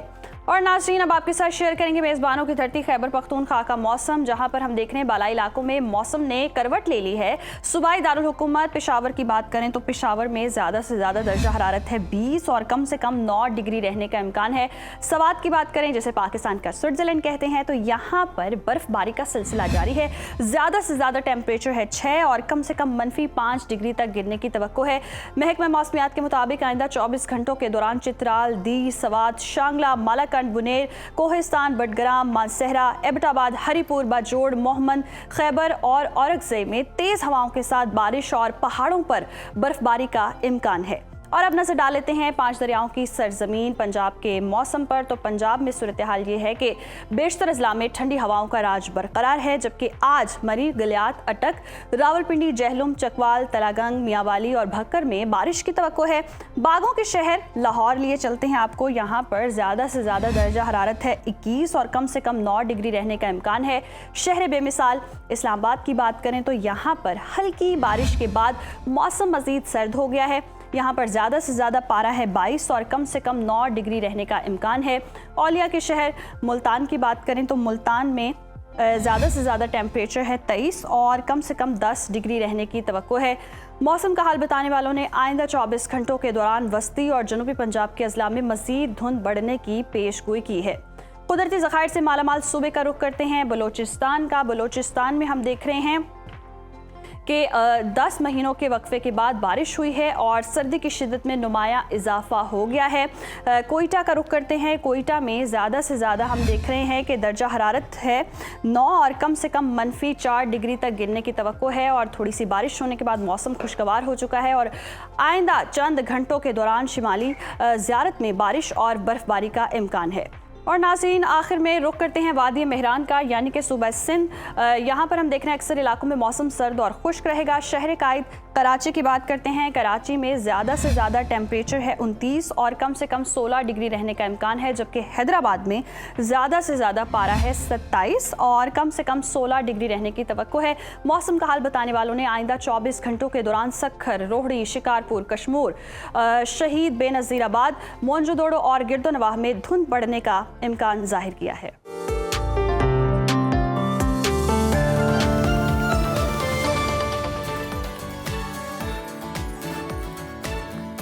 तो नाज़रीन, मौसम की सूरत हाल आपने जान ली, मुख्तलिफ शहरों का दर्जा हरारत। तो अब हम आपको बता दें कि अगर आप इस वक्त कहीं सफ़र का इरादा कर रहे हैं तो थोड़ा सा ठहर जाइए, क्योंकि पंजाब समेत मुल्क के मैदानी इलाके इस वक्त शदीद धुंध की लपेट में है और महकमा मौसमियात ने खबरदार कर दिया है कि आइंदा 24 घंटों के दौरान धुंध की शिद्दत में मजीद इजाफा हो सकता है। धुंध से लाहौर समेत कई एयरपोर्ट्स पर फ़ज़ाई ऑपरेशन भी मुतासर हो रहा है। मुतादिद परवाज़ें हम देखने की ताख़ीर का शिकार हैं, जबकि मोटरवेज़ और कौमी शाहराहों पर हद निकाब ख़तरनाक हद तक कम हो चुकी है। शदीद धुंध के बायस मोटरवेज़ को कई मकामात पर बंद कर दिया गया और मोटरवे पुलिस के मुताबिक धुंध में महफूज सफरी औकात सुबह 10 बजे से शाम 6 बजे तक हैं और मोटरवे पुलिस बाखूबी ये ड्यूटी सर अंजाम दे रही है ताकि लोग जो हैं वो मोटरवे पर उनका महफूज सफ़र यकीनी बनाया जा सके। अब सवाल ये है कि धुंध में ड्राइविंग के दौरान लोग सबसे ज़्यादा कौन सी गलतियां करते हैं और मोटरवेज़ पर कौन से वार्निंग सिस्टम्स और हिफाजती इशारे फ़ाल हैं और मुश्किल हालात में मुसाफिरों को मोटरवे इंतज़ामिया की जानिब से कौन सी सहूलियात फराहम की जा रही हैं। इन्हीं तमाम पहलुओं पर बात करने के लिए आज हमारे साथ स्टूडियोज़ में मौजूद हैं SSP motorway police Atif Shahzad साहब। सर बहुत शुक्रिया आपके वक्त का, वेलकम टू सुनो पाकिस्तान। सबसे पहले तो ये बताइएगा कि इस वक्त धुंध के बायस मोटरवे पर हद निगाह कितनी है और कौन कौन से सेक्शंस जो हैं वो मुतासिर हो रहे हैं। बहुत शुक्रिया आपने मुझे ये अपॉर्चुनिटी दी। इस वक्त क्योंकि अब फॉग अपने पीक पे है, ये जो दिसंबर का लास्ट जो होता है वीक, इसमें ये चीज़ें ज़्यादा वर्स हो जाती हैं। तो इसमें मेजॉरिटी ऑफ द मोटरवेज़ हैं, इवन M5 तक और M2, M3, M4 तो रूटीन में भी हो जाते हैं, M1 भी, और इसी तरह हज़ारा साइड जो है तो उसमें सम टाइम कुछ मोटरवेज जो है थोड़ा सा टाइमली ओपन हो जाते हैं, मीन्स के वहाँ पे फॉग की इंटेंसिटी थोड़ी कम होती है। सही। और इस वक्त मैक्सिमम ऑफ द जो हमारा रीजन है, कह लें एबटाबाद से सखर तक के ये जितने भी मोटरवेज हैं हमारी, ये मेजर पोर्शन जो है ना वो अफेक्ट हो रहा है। सही। अच्छा सर, ये बताइएगा कि यकीनन आप लोगों की ज़िंदगियों की हिफाजत करने के लिए मोटरवे को बंद करते हैं, लोगों का भी ताउन इसमें दरकार होता है। कौन से ऐसे हालात होते हैं जिसमें आप कोशिश करते हैं कि चलें इस हद तक फोग हो तो ट्रैफिक को यहाँ पे अलाउ किया जा सकता है मोटरवे पर, और कौन सी ऐसी सिचुएशन होती है जिसके बाद आप मुकम्मल तौर पर बंद करने का फैसला करते हैं? जी, जो इंटरनेशनल स्टैंडर्ड्स हैं जी, जिसमें हम जब एक इंसान की नेकेड आई से 50 मीटर या इससे कम विजिबिलिटी देखने की सलाहियत रह जाती है तो उसको हम 0 विजिबिलिटी कहते हैं ड्राइविंग के पर्सपेक्टिव। ओके। तो उसके इस 50 मीटर से कम विजिबिलिटी पे अगर गाड़ी आप चलाएंगे तो डेफिनेट है कि खुदा ना खास्ता आप एक्सीडेंट होगा, क्योंकि आपकी स्पीड 20-30 भी होगी जी, तो वो इतनी मतलब आप डिस्टर्ब होंगे कि भी आप दूसरी गाड़ी को स्ट्राइक कर देंगे या जो सेंटर रिजर्वेशन है उसको आप स्ट्राइक करेंगे। तो इसमें जैसे ही 50 या उससे कम पे आती है तो हम उसको 0 काउंट करते हैं और उसके बाद उस सेक्शन को बंद कर देते हैं। हाँ, ये है कि जब 100 मीटर तक होती है विजिबिलिटी, उसके बाद हम लोगों को वार्निंग अलर्ट जारी करना शुरू कर देते हैं और मतलब कोशिश करते हैं कि भी अगर एक सेक्शन को हमने बंद करना है तो उसमें आमतौर पर हाफ एन आवर से लेकर 30 से 40 मिनट का टाइम लगता है। तो उसमें फिर लोगों को जो गाड़ियां हैं उनको एग्जिट करवाना शुरू कर देते हैं जो नियरेस्ट इंटरचेंज अवेलेबल होते हैं, ताकि लोग जो है वो भी सिक्योर हो जाएं और मोटरवे कम्प्लीटली बंद होने से पहले इंश्योर कर लें कि वो मतलब कोई गाड़ी उसके ऊपर रह ना जाए। सही, ज़बरदस्त। ये तो आतिफ साहब की इंतज़ामिया क्या क्या कर रही होती है धुंध अगर ज़्यादा हो जाती है। हम देखते हैं कि ड्राइवर हजरात भी बहुत ज़्यादा गलतियाँ कर रहे होते हैं। ऐसी कौन सी गलतियाँ हैं जो फोग के दौरान लोग करते हैं? जी बहुत शुक्रिया। अच्छा, इसमें ना एक मज़े की बात है कि जो सबसे हमारी जो आपने भी देखा होगा मैंने हासिल कौम, हमारा टेम्परामेंट थोड़ा सा, हम बर्दाश्त थोड़ा सा टॉलरेंस कम है जी। तो यही हम हर जगह पे रोड पे भी डिस्प्ले करते हैं। अच्छा, फिर हम अपने सफ़र को प्लान नहीं करते। सही। बहुत सारे लोग जो है मसलन पहले अपना रूटीन में ज़िंदगी गुजार रहे हैं, फिर अचानक वो चल पड़ेंगे। फिर इवन हमारे साथ बहुत सारे लोग हमारे ऑफिसर्स के साथ जो ऑन ग्राउंड होते हैं उनसे बहस करते हैं कि जी मैंने ये बस ये 1 घंटे का सफ़र है या ये करीबी शहर में जाना है। दे डोंट रियलाइज इट कि भी यही चीज़ अगर वो अपना थोड़ा यानी कि चीज़ों को टाइमली मैनेज करके चलें तो वो बेहतरीन हो सकती है। जिस तरह से हमारी ज़िंदगी में रोज़ाना का सफ़र हो कितना सकता है। अच्छा, जिस तरह इंटरव्यू में कहा कि यूजुअली जो 10 बजे के बाद मोटरवेज मैक्सिमम बहुत रेयर होता है कि भी उसके बाद भी बंद रहें क्योंकि विजिबिलिटी क्लियर ना हो। एक्सेप्शन हो सकती है, अदरवाइज आप मतलब सुबह आप डे टाइम में अपना ट्रैवल को अगर इंटरसिटी जाना है आपने सही तो अपना कर लें प्लान। नंबर 2, दूसरी आपकी गाड़ी की कंडीशन कैसी है, ये मोस्ट इम्पॉर्टेंट है। मसलन एट द 11th आवर हम चलेंगे, उठेंगे और गाड़ी की चाबी उठाई, ये भी नहीं देखा कि गाड़ी के टायर्स की क्या कंडीशन है, फ्यूल की क्या कंडीशन है। इवन इस फॉग के सीज़न में आपकी गाड़ी की हेडलाइट्स का बेहतरीन होना बहुत इंपॉर्टेंट है। गाड़ी का डीफॉगर काम कर रहा है या नहीं कर रहा है। अच्छा, अब बहुत सारे लोग जो है ना बेचारे, सर्दी होती है, एसी चला लेते हैं कि जी वो गाड़ी के ऊपर मिस्ट ना आए। जी। अच्छा, अब वो उसका तरीकाकार नहीं है। सुकून से आप अपने घर में जब आप ट्रैवल शुरू करते हैं, गाड़ी को स्टार्ट करें और डीफॉगर ऑन कर दें। वो हल्की सी शुरू में मिस्ट आएगी और उसके बाद वो वैनिश हो जाएगी। तो सुकून से आपकी विंडोज़ क्लोज रहेंगी, आपका हीटर ऑन रहेगा, कोजी इन्वायरमेंट में सुकून से आप ट्रैवल कर सकते हैं। आतिफ साहब, एक सिचुएशन है, मतलब मोटरवे पुलिस नो डाउट सारे से एग्री करते हैं कि माविन और मददगार रहती है महफूज सफ़र के लिए। सर, अगर किसी ने सुबह निकलना है किसी सफ़र के लिए और वो जानना चाहता है कि किसी सेक्शन में धुंध है नहीं है, वो किस तरह आपसे कांटेक्ट करके जान सकता है, इन्फॉर्मेशन ले सकता है? जी, बहुत अच्छा सवाल है। जिस तरह से हेल्पलाइन हमारी अराउंड द क्लॉक अवेलेबल है 130 जी। अच्छा, बहुत सारे लोग कॉल करेंगे तो यकीनन सम टाइम आपको रिस्पांस थोड़ा डिले मिलेगा। तो ये 130 का ही व्हाट्सएप नंबर भी अवेलेबल है। सही। आप उस पर आपकी कॉल कोई नहीं पिक करेगा, आप जस्ट SMS कर दें, यानी कि व्हाट्सएप करें। आपको जिस एरिया का जो इन्फॉर्मेशन चाहिए होगी विद इन सेकंड आप अपना रूट बता सकते हैं कि ये क्लियर है जी। हाँ, कि ये इस एरिया यहाँ से लेकर यहाँ तक जो है आया मोटरवे ओपन है या क्या स्टेट। अच्छा, इवन फॉग से हट के 24 घंटे राउंड 365 डेज को वेदर कंडीशन का इशू है, सम टाइम प्रोटेस्ट होते हैं, कुछ भी, तो यानी कि 130 की आप व्हाट्सएप पे कर लें। फिर हमारी जो मेन पेज है मोटरवे पुलिस का जी, उस पे ये सारी इंफॉर्मेशन है।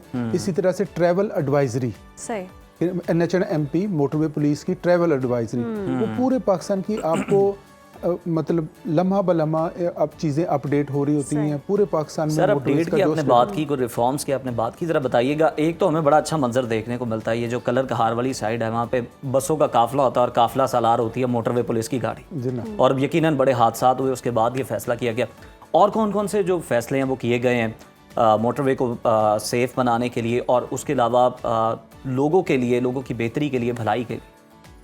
अच्छा, उसी में ये जो आपने अरेंजमेंट की बात की, यकीनन लोगों की सेफ्टी के हवाले से, इसी तरह से उसी पैच की अब NHA वो अपनी फिजिबिलिटी बना रही है, रोड की रीडिज़ाइनिंग हो जाएगी ताकि मतलब थोड़ा सा उसमें टाइम लगेगा, लेकिन वो ये हो जाएगा कि भी ये रोड जो है ना वो जो उसके अनइवननेस है और स्लोपी उसकी कंडीशन है उसको इम्प्रूव कर। अच्छा, ये तो आप बड़ी खबर दे रहे हैं। जी बिल्कुल, ऐसे ही वो मतलब प्रोसेस में है अभी चीज़ें, मतलब it will take some time. Okay.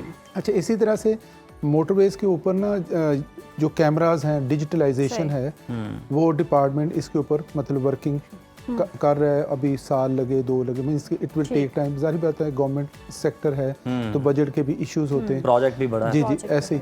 तो इसी तरह से जितने भी मोटरवेज हैं वो आपस में कनेक्टेड भी होंगे, फिर थ्रू कैमरास। फिर इसमें डिपार्टमेंट की जो है ह्यूमन इंटरवेंशन वो कम हो जाएगी, जो इक्का दुक्का को, हाँ डिजिटल, मतलब उसमें आपको ये लॉस ये होगा कि आप एट द एंड पहुंचेंगे तो आपको पता चलेगा कि 4 जगह आप ओवर स्पीड हो गए हैं और वो आपको उतने टिकट इशू हो जाएंगे। यानी कि यहाँ भी चालान सिस्टम इसी तरह होगा कि डिजिटल, लेकिन उससे बेहतरी हो जाएगी कि ह्यूमन इंटरवेंशन खत्म हो जाएगी, और ये है कि भी लोगों के रवैये बच कोई नहीं पाएगा। और सब अल्टीमेटली देखिए पर्पस तो ये है कि आपकी सेफ्टी, बिल्कुल पर्पस ये है कि आवाम की सेफ्टी हो। अच्छा आतिफ साहब, गलती से कोई इस दौरान मोटरवे पर फंस जाता है धुंध के बायस, तो उसकी फिर कैसे मदद की जाती है, क्या सहूलियात फराहम की जाती है मोटरवे पुलिस की? हाँ जी, जब मोटरवे हम बंद करते हैं तो उसमें हम इंश्योर करते हैं कि कोई गाड़ी स्टैंडर्ड वो ना रह सके उसके ऊपर, मोटरवे के ऊपर। ठीक है। जो मतलब जितनी भी गाड़ियाँ पाइपलाइन में हैं उनको ड्रेन किया जाता है। फिर भी उसके अलावा भी मतलब आप लोगों के लिए तो ये है कि भी हमने मोटरवे बंद कर दी, लेकिन डिस्पाइट ऑफ दैट हमारी जो वहाँ के कंसर्न्ड एरिया के मोबाइल्स हैं वो वक्फे से उस बंद मोटरवे के ऊपर भी अपनी राउंड लेते हैं, चीज़ों को इंश्योर करने के लिए चेक करते रहते हैं। आतिफ साहब, ये भी बताइएगा कि ये जो लाइटें मारने वाले हाई बीम वाले हैं, या ये जो बड़ी गाड़ियां वाले हम देखते हैं कि स्पीड लेन में आ जाते हैं, फास्ट लेन में आ जाते हैं और ओवरटेक करते हैं, इनका किबला कैसे दुरुस्त कर रहे हैं? अच्छा, इसमें यकीनन जिस तरह मैंने अभी कहा कि इसके लिए दो जो बेस्ट सोल्यूशन होगा वो तो यही डिजिटलाइजेशन से हो जाएगा कि भी जो भी गाड़ी खामखा एक जो लेन उसको ऑथराइज नहीं है वो यूज़ करे। अच्छा, इसी तरह से जो आप लाइटिंग की बात करते हैं तो वो सारी बात है, हमारी जो पेट्रोलिंग गाड़ियाँ होती हैं उसमें हम उनको मोनीटर भी करते हैं, तो उसमें ये फ़ाइन भी होते रहते हैं। इसी आपकी वसात से मैं लोगों को रिक्वेस्ट कर सकता हूँ, वो हम करते भी रहते हैं, आप लोगों को भी यही है रिक्वेस्ट कि भी आप भी ज़रूर किया करें कि हम अपने रवैयों में ओवरऑल चेंज लेकर आएं। अगर हम चाहते हैं कि पाकिस्तान एक अच्छा महज़ब दुनिया में मुल्क हो और हम तरक्की करें और देखें, हम एक दूसरे को रिस्पेक्ट दें, एक दूसरे के राइट्स का ख्याल रखें और अपने प्रिविलेजेस को अवेल करें। बिल्कुल आतिफ साहब, बहुत दुरुस्त फरमाया आपने कि हमें अपने रवैये भी चेंज करने की ज़रूरत है। कानून तो मौजूद होता है, उसको फॉलो करना ही नहीं जब आएगा आवाम को, तो फिर इंतज़ामिया भी क्या कर सकती है। रूल्स मौजूद हैं, आवाम को चाहिए कि फॉलो करे, लेकिन इसके बावजूद भी हम देखते हैं कि ओवर स्पीडिंग लोग कर रहे होते हैं, उस पर फिर अब पर्चे भी हो रहे हैं, गिरफ्तारियां भी हो रही हैं, वो अमल कितना बता दीजिएगा किस हद तक आप जा रहे हैं, तो जनाब आप पे फाइन होगा, उसके बाद जनाब पर्चा होगा। जी, रूटीन में 120 तक स्पीड आपको ऑथोराइज है, आप कर सकते हैं। 10% का हम मार्जिन देते हैं, ठीक है, 130 तक 130 से ऊपर जैसे आप जाते हैं फिर ज़रूर हमारे ऑफिसर आपको इंटरसेप्ट भी करते हैं और टिकट भी इशू करते हैं। लेकिन जैसे 150 आप क्रॉस करते हैं, इट मीन्स कि अब आपसे गाड़ी को थोड़ी सी सहवन नहीं ओवर स्पीड हुई, आप इंटेंशनली और मतलब बहुत ज़्यादा ओवर स्पीड कर रहे हैं। 150 बहुत आप भी समझते हैं कि स्पीड है, तो आप अपने आप को भी इंडेंजर कर रहे हैं और दूसरे लोगों की ज़िंदगी के लिए भी खतरे का बायस बन रहे हैं। इस सिलसिले में मोटरवे पुलिस तकरीबन पिछले ऑलमोस्ट साल होने लगा है, 150 जो प्लस पे जाती हैं गाड़ियाँ उनको फिर हम रोक के फाइन नहीं करते, वो बंदे को बिल्कुल ठीक है, समझ आ गया कि 150 से ऊपर गए तो जनाब आपको पर्चे का सामना करना पड़ता है। टोल टैक्स सर वो लास्टली ये बता दें कि एम टैग के हवाले से हम देख रहे होते हैं कि जिन्होंने नहीं लगवाया होता उनकी एक लंबी लाइन लगी होती है और एम टैग वाले बड़ी सहूलत से गुजर रहे होते हैं। क्या जिनके पास नॉन एम टैग जो गाड़ियाँ हैं वो कोई एक्स्ट्रा टोल भी पे कर रही होती हैं, और फिर एम टैग के हवाले से आप क्या आगाही देना चाहेंगे?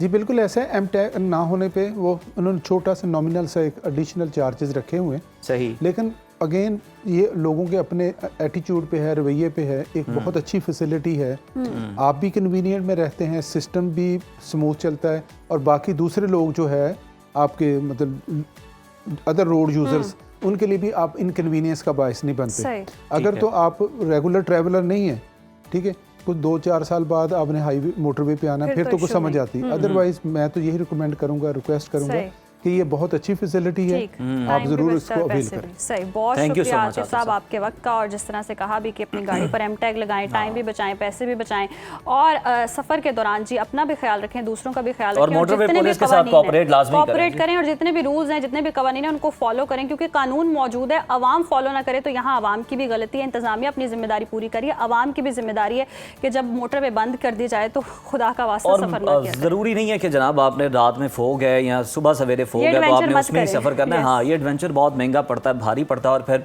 वीडियोस भी आ रही होती हैं और उसके साथ जो साउंड लगे होते हैं उससे आप अंदाज़ा लगा सकते हैं। तो जनाब महफूज रहिए। इसी के साथ, इसी पैगाम के साथ बढ़ते हैं एक ब्रेक की जानिब। Stay with us. प्रोग्राम के सिलसिले को जनाब वहीं से आगे बढ़ाते हैं जहाँ पर छोड़ा था। बैरून मुल्क आला तालीम का ख्वाब रखने वाले पाकिस्तानी तलबा के लिए बड़ी खुशखबरी है।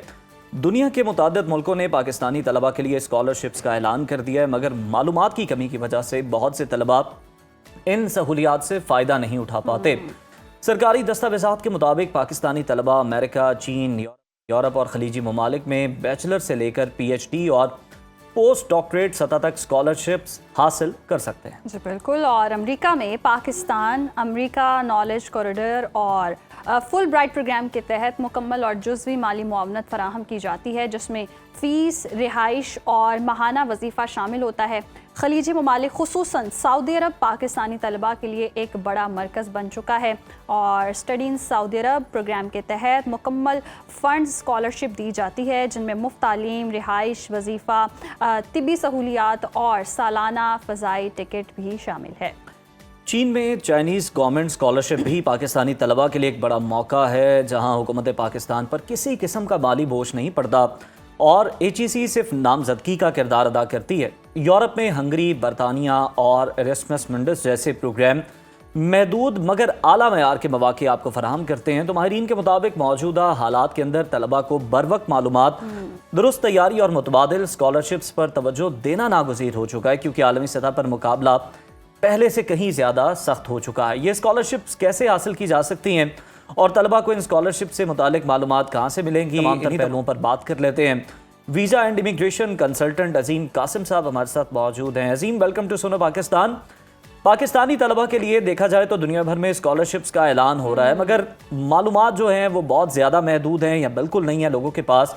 तो सबसे पहले तो ये बताइएगा कि तलबा तक जो इन्फॉर्मेशन है वो कैसे पहुंच सकती है और क्या तरीक़ेकार? देखिए, इस वक्त ना ऐसे पोर्टल्स हैं जो बड़े फेमस हैं स्कॉलरशिप्स की इंफॉर्मेशन के हवाले से।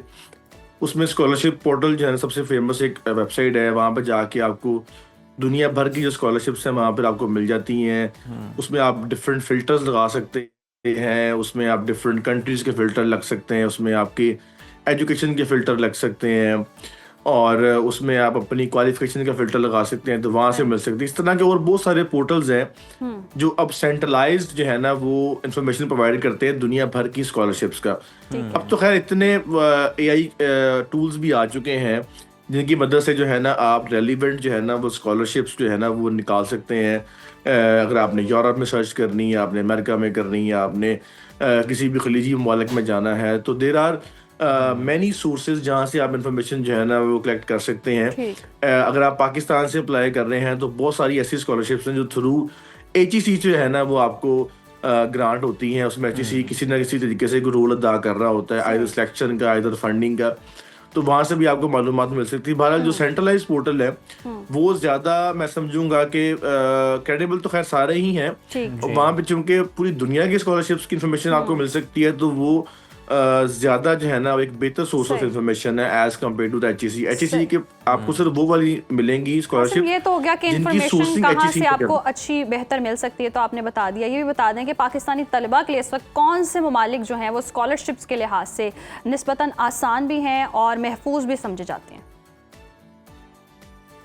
देखिए, अगर मैं आसान की बात करूं तो चाइना का जो स्कॉलरशिप है, जो गवर्नमेंट स्कॉलरशिप है, वो कदरे आसान है। उसमें आपको ना ही GRE की रिक्वायरमेंट होती है, ना आपको GMAT की रिक्वायरमेंट होती है, और सबसे ज्यादा जो सीट्स है वो भी चाइनीज गवर्नमेंट जो है ना ऑफर करती है। और सेफ कंट्री तो है ही है, क्योंकि बहुत सारे तलबा जो है ना वो चाइना पढ़ रहे हैं। पिछले 10 सालों में हज़ारों तलबा जो मेरा एक्सपीरियंस है 10 सालों का, हज़ारों स्टूडेंट्स जो है ना वो चाइना पढ़ने गए हैं। दे आर वेरी सेफ और बड़े खुश हैं, और बल्कि वहाँ से आके उनको बड़ी प्राइम जो है ना वो पोजीशंस भी मिली हैं पाकिस्तान की यूनिवर्सिटीज़ के अंदर। They are serving as an HODs, they are serving as an assistant professor and professor in different universities of Pakistan. और चाइना की जो एजुकेशन सिस्टम है अब उस पर वो क्वेश्चन मार्क नहीं रहा जो एक वक्त में होता था। There are multiple universities of China जो कि टॉप 100 में फॉल करती हैं एज पर QS रैंकिंग, जो कि एक सबसे ऑथेंटिक जो है ना वो रैंकिंग सिस्टम है दुनिया का। उसके अलावा यूरोप में भी, और जो अमेरिका का जो फुल ब्राइट स्कॉलरशिप का आपने नाम लिया वो बड़ा फेमस है, but they have very limited seats. Pakistan से वो 2 से 3 लोगों को चूज करेंगे। इसी तरह और भी बहुत सारे प्रोग्राम्स हैं, लेकिन उनमें सीट्स बहुत कम होती हैं। अच्छा अजीम, ये भी बताइएगा, फुली फंडेड होती हैं या फिर कुछ आपको किसी हद तक जो है वो माली सपोर्ट दे रही होती हैं स्कॉलरशिप, तो इनमें और वीज़ा के हवाले से क्या बुनियादी फ़र्क होता है और कौन कौन से ममालिक जो हैं वो फुली फंडेड स्कॉलरशिप आपको ऑफर करते हैं? देखिए, जो फुली फंडेड स्कॉलरशिप है वो तकरीबन दुनिया का हर कंट्री ही ऑफर कर रहा है जो आप समझ लें कि एजुकेशन को प्रमोट करना चाहते हैं। अब तो खैर उसके अंदर आपने देखा रिसेंटली गल्फ कंट्रीज भी शामिल हो गए हैं, कतर भी शामिल हो गया, उसके अंदर बहरीन भी शामिल हो गया, कुवैत भी शामिल हो गया, सऊदी अरब भी शामिल हो गया। तो तकरीबन दुनिया का हर कंट्री, ऑलमोस्ट हर कंट्री जो अफोर्ड करता है, हर कंट्री से मुराद मेरा ये है कि मोर देन 60% कंट्रीज होंगे। हमारे कुछ जो साउथ अफ्रीकन कंट्री है जो अफोर्ड नहीं करते वो शायद ना वो नहीं ऑफर करेंगे, बट ऑलमोस्ट हर कंट्री जो है ना ऑफर करता है। साउथ कोरिया, जापान ये ऑफर करता है। और जब वो फुली फंडेड स्कॉलरशिप के नाम पे ये चीज़ें ऑफर करते हैं तो उसमें फिर आपकी टिकट, आपका वीज़ा, आपके जो अकोमोडेशन है, आपकी फ़ी, हर चीज जो है ना वो उसमें कवर होती है। अलबत्ता जबरदस्त। देयर आर सर्टेन स्कॉलरशिप्स जो कि शायद आपकी टिकट अफोर्ड ना करें, शायद आपका जो है ना वो जो आपका मंथली वहाँ का जो स्टाइपेंड है वो अफोर्ड ना करें, बट मोस्टली जो स्कॉलरशिप्स हैं वो आपका ट्यूशन फीस तो फॉर श्योर कवर करती ही करती हैं। अगर आप स्कॉलरशिप्स के बगैर अप्लाई करते हैं तो ऑब्वियसली आपको ट्यूशन फीस पे करनी पड़ती है, आपको आपका लिविंग पे करना पड़ता है, टिकट बियर करनी पड़ती है। तो it is a good opportunity for the students, but उसमें जो उनकी एंट्री रिक्वायरमेंट्स हैं वो आपको फुलफिल करनी पड़ती हैं, जो कि स्टूडेंट्स के लिए अच्छी अपॉर्चुनिटी है अगर स्टूडेंट्स उनकी रिक्वायरमेंट फुलफिल करें। अच्छा अजीम, क्या स्कॉलरशिप लेटर मिलने के बाद वीज़ा इंटरव्यू महज रस्मी कार्रवाई रह जाता है या उसके बाद भी कोई मुस्तरद होने का खतरा मौजूद होता है?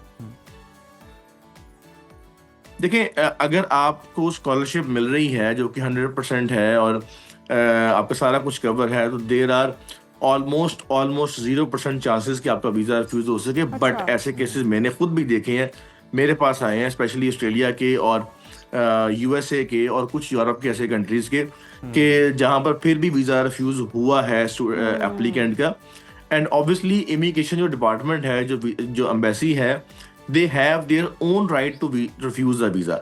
वो आपको लॉ एंड ऑर्डर के ऊपर भी क्वेश्चन मार्क लगा सकते हैं, वो किसी भी ग्राउंड के ऊपर जो है ना आपको वीज़ा रिफ्यूज कर सकते हैं, उनका यूनिवर्सिटी से कोई लिंक नहीं होता। बट ये chances after getting a scholarship of 100% are very rare, but exist करता है। चाइना में भी मैंने देखा है कि कुछ बहुत सारे स्टूडेंट्स के वीज़ा रिफ्यूज हुए, even they have get the scholarships. सही। अच्छा अजीम, सऊदी अरब की अगर हम बात करें तो सऊदी अरब के study in Saudi Arab program पर जाने वाले तलबा को वीज़ा के लिए कौन से अहम डॉक्यूमेंट्स हैं जिनकी ज़रूरत पड़ती है और वो आपके मुकम्मल होने चाहिए? देखिए, जब आप स्कॉलरशिप की बात करते हैं ना, तो जब आपको स्कॉलरशिप लेटर मिल जाता है ना, तो आपके ऑलमोस्ट 90% डॉक्यूमेंट्स वैसे ही खत्म हो जाते हैं। ओके। फॉर इंस्टेंस, ना आपको बैंक स्टेटमेंट दिखाने की जरूरत है, ना आपने कोई सोर्स ऑफ इनकम दिखाना है अपना, ना कोई आपने अपनी फाइनेंशियल कैपेसिटी दिखानी है। क्योंकि जब आपको स्कॉलरशिप लेटर मिल गया तो अब आपके पास ये एक जवाब है कि भाई मुझे तो जो है ना वो गवर्नमेंट, यूनिवर्सिटी या कोई इदारा जो है ना वो सपोर्ट कर रहा है और सारा कुछ जो है ना मेरा वो बियर करेगा।